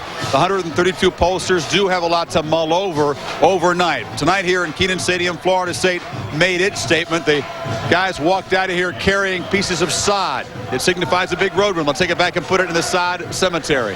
Well, we talked about it this morning. One of the keys in his football game would be if Oscar Davenport would have time to throw the football. Very obvious. He was chased all night long. 9 sacks on the evening with Chris Kildorff and Oscar Davenport. Credit the Florida State defense. They pinned them all afternoon long inside their own 10-yard line, and that offense of North Carolina could do nothing against the Noles. We talked about him this morning. Travis Minor is an outstanding young running back, and there's a couple interesting stats. In 1993, Florida State won a national title with a freshman running back from Louisiana named Dunn. Minor is from Louisiana. And number 2, Travis Minor is the key to beating the University of Florida, because if the Noles are going to beat Florida, they're going to have to run the ball with Travis Minor. The Florida State band here playing happy birthday to Bobby Bowden. He does turn 68 today. I'll tell you what, it's amazing to me that Andre Wadsworth, the unblockable pass rusher for the Seminoles, nobody offered him a scholarship out of high school. He's a former walk-on. We talked about the pressure on opposing quarterbacks. Guys, in 9 games, it is now 6 opposing quarterbacks who have been knocked out of the game by this defense. And but there's an interesting situation going on right now. Florida State's got Wake Forest next week. That's like an off week. They could beat Wake Forest, no question about it. So watch Florida State. They'll put in their Florida game plan 1 week early, which will be no huddle, shotgun, running Travis Minor, and throwing the football with great defense. They're going to put in their game plan next week for the Gators. If that offense gets better and catches up to that defense, the Noles are about unstoppable as any team in the country. The thing I thought, another key in the game, the special teams and also the turnovers. Another thing we talked about this morning. 5 turnovers for Florida State. A block punt. They continue to start their possessions inside the short zone, inside the plus 50, and that's how you win football games. So the defense came up with it, and the offense capitalized. So it's been a point-counterpoint today. Florida State made its point, but, of course, Michigan made the very strong point, handing Joe Paterno his worst-ever home loss. For more on that ball game and his thoughts on the day, to Mike Adamle in State College. Lead in both polls. They had 50 of the first place votes in the coaches poll out of a total of 62 because they played dominant defense. This was not a dominant defensive performance by Nebraska at all. A miraculous drive to win it. Well, that's the thing I think that people are going to remember, the job that Scott Frost and the offense did. Remember, they had no timeouts, clock's ticking, they come up with that big catch, and then they have enough presence to go out into overtime and show that they were the better football team. I think it'll hurt them as far as the polls are concerned, but it definitely keeps them alive. Scott Frost and that offense, they got it done because Corby Jones played a great game. I don't care who played, but God was watching this game from up in heaven, and he liked Judgment Day, and he gave Nebraska, must be a Nebraska fan, because divine intervention won this ball game. But Scott Frost will go down in Nebraska history as the same as Franco Harris did for the Pittsburgh Steelers. It's an immaculate reception, divine reception. Anything. I know what you mean. Now, the ultimate judge may have been watching and may have been pulling for Nebraska. He does not have a vote, though. He's not among the pollsters. Let's show you what was the situation in the coaches poll coming into today. We mentioned Nebraska with the commanding lead. Now, Florida State, 77 points behind, and number 4 Michigan, 153 points behind. They had 48 less first place votes. And I've been watching polls for the better part of 10 or 15 years. Conventional wisdom says that a number 4 team cannot jump a number 1 team with that big a gap. But there was nothing conventional or normal about that Michigan victory over Penn State. A resounding victory like that may cause a lot of voters to totally rethink things, not only in the coaches poll, but also, Bino, in the Associated Press poll where you have a vote. What is your vote now going to say in the next ballot? Let me say one thing, Chris. In 1968, Ohio State went from 7th to 1st after beating Purdue 13-0. Michigan at least is going to go to first with my vote. Florida State number 2, Nebraska number 3, and probably Tennessee 4 and Ohio State 5th. But Michigan, I think they're going to be close to being first. Again, Nebraska, it might have been a miracle, but it still was a win. And if they win the national title, few people will remember about that pass. You're right. Going to be very interesting to see how the pollsters respond to that Nebraska victory, which is basically a flukish play and a couple of centimeters off the grass there from being a loss. They built that poll lead with the dominant defense. Again, back-to-back shutouts. I think pollsters like defense. I think they vote for strong defensive performances. I agree with that. I think if you look at what happened from today, you have 3 teams in the top 6 out: Washington, Penn State, and North Carolina. My top 5 now includes number 1, the Michigan Wolverines. I think Michigan proved today that Michigan football is back and they are the top team. Florida State looked very impressive. I think they'll go over Nebraska. Nebraska at 3. I think Ohio State and Tennessee so close, tied right there at 4. Well, I agree with you with all the teams, but not in the same order. I think Nebraska's there because he's God's team. He gave him that first win. Michigan is number 2. Michigan is the best football team I've seen in person, and that includes Florida State. Ohio State, I would not like to play Ohio State right now. They might be the best football team in the nation right now. As far as Nebraska and Florida State are concerned, it doesn't really matter for those two teams whether one's ranked 2 or 3 or 1 or 2, because right now they will be slated to play in the Orange Bowl unless they get upset. The question is, where will Michigan fall? Can the Wolverines keep winning? What does that mean for the Rose Bowl versus the Orange Bowl? Still a lot of football ahead. It's Judgment Day, Carl, but all these teams still have major tests ahead. Let's go back to you. They're taking it away from Carolina. The sod cemetery has increased its footage of yard work, and they get the job done, and they take some of the turf home with them to bury it. How do they bury North Carolina? With some defense and some opportune offense. Thad Busby, Melvin Pearsall, that put the Noles up 7-zip. Same score, Busby. E.G. Green, 6 touchdowns in his last 3 games. The incredible one-handed grab, 14-0 at that point, 17-zip at the half. And then Greg Spires and Andre Wadsworth took total control. The very next play, it's Wadsworth bringing down Davenport. More Florida State pressure. Davenport trying to escape. He gets brought down and watch the ankle. He had to leave with a major ankle injury. Florida State wins big. As Chris pointed out, they have knocked out the opposing quarterback 6 times now. Florida State, judgment, rock solid on D. 17-point win as they go to Carolina. As Kirk Herbstreit pointed out, North Carolina hadn't really played in a game of this magnitude. If Mac Brown says everything we do, the question we ask, does it help us equal Florida State? Well, in a lot of ways, playing in a game like this will help get them to that level despite the outcome. Well, Peyton Manning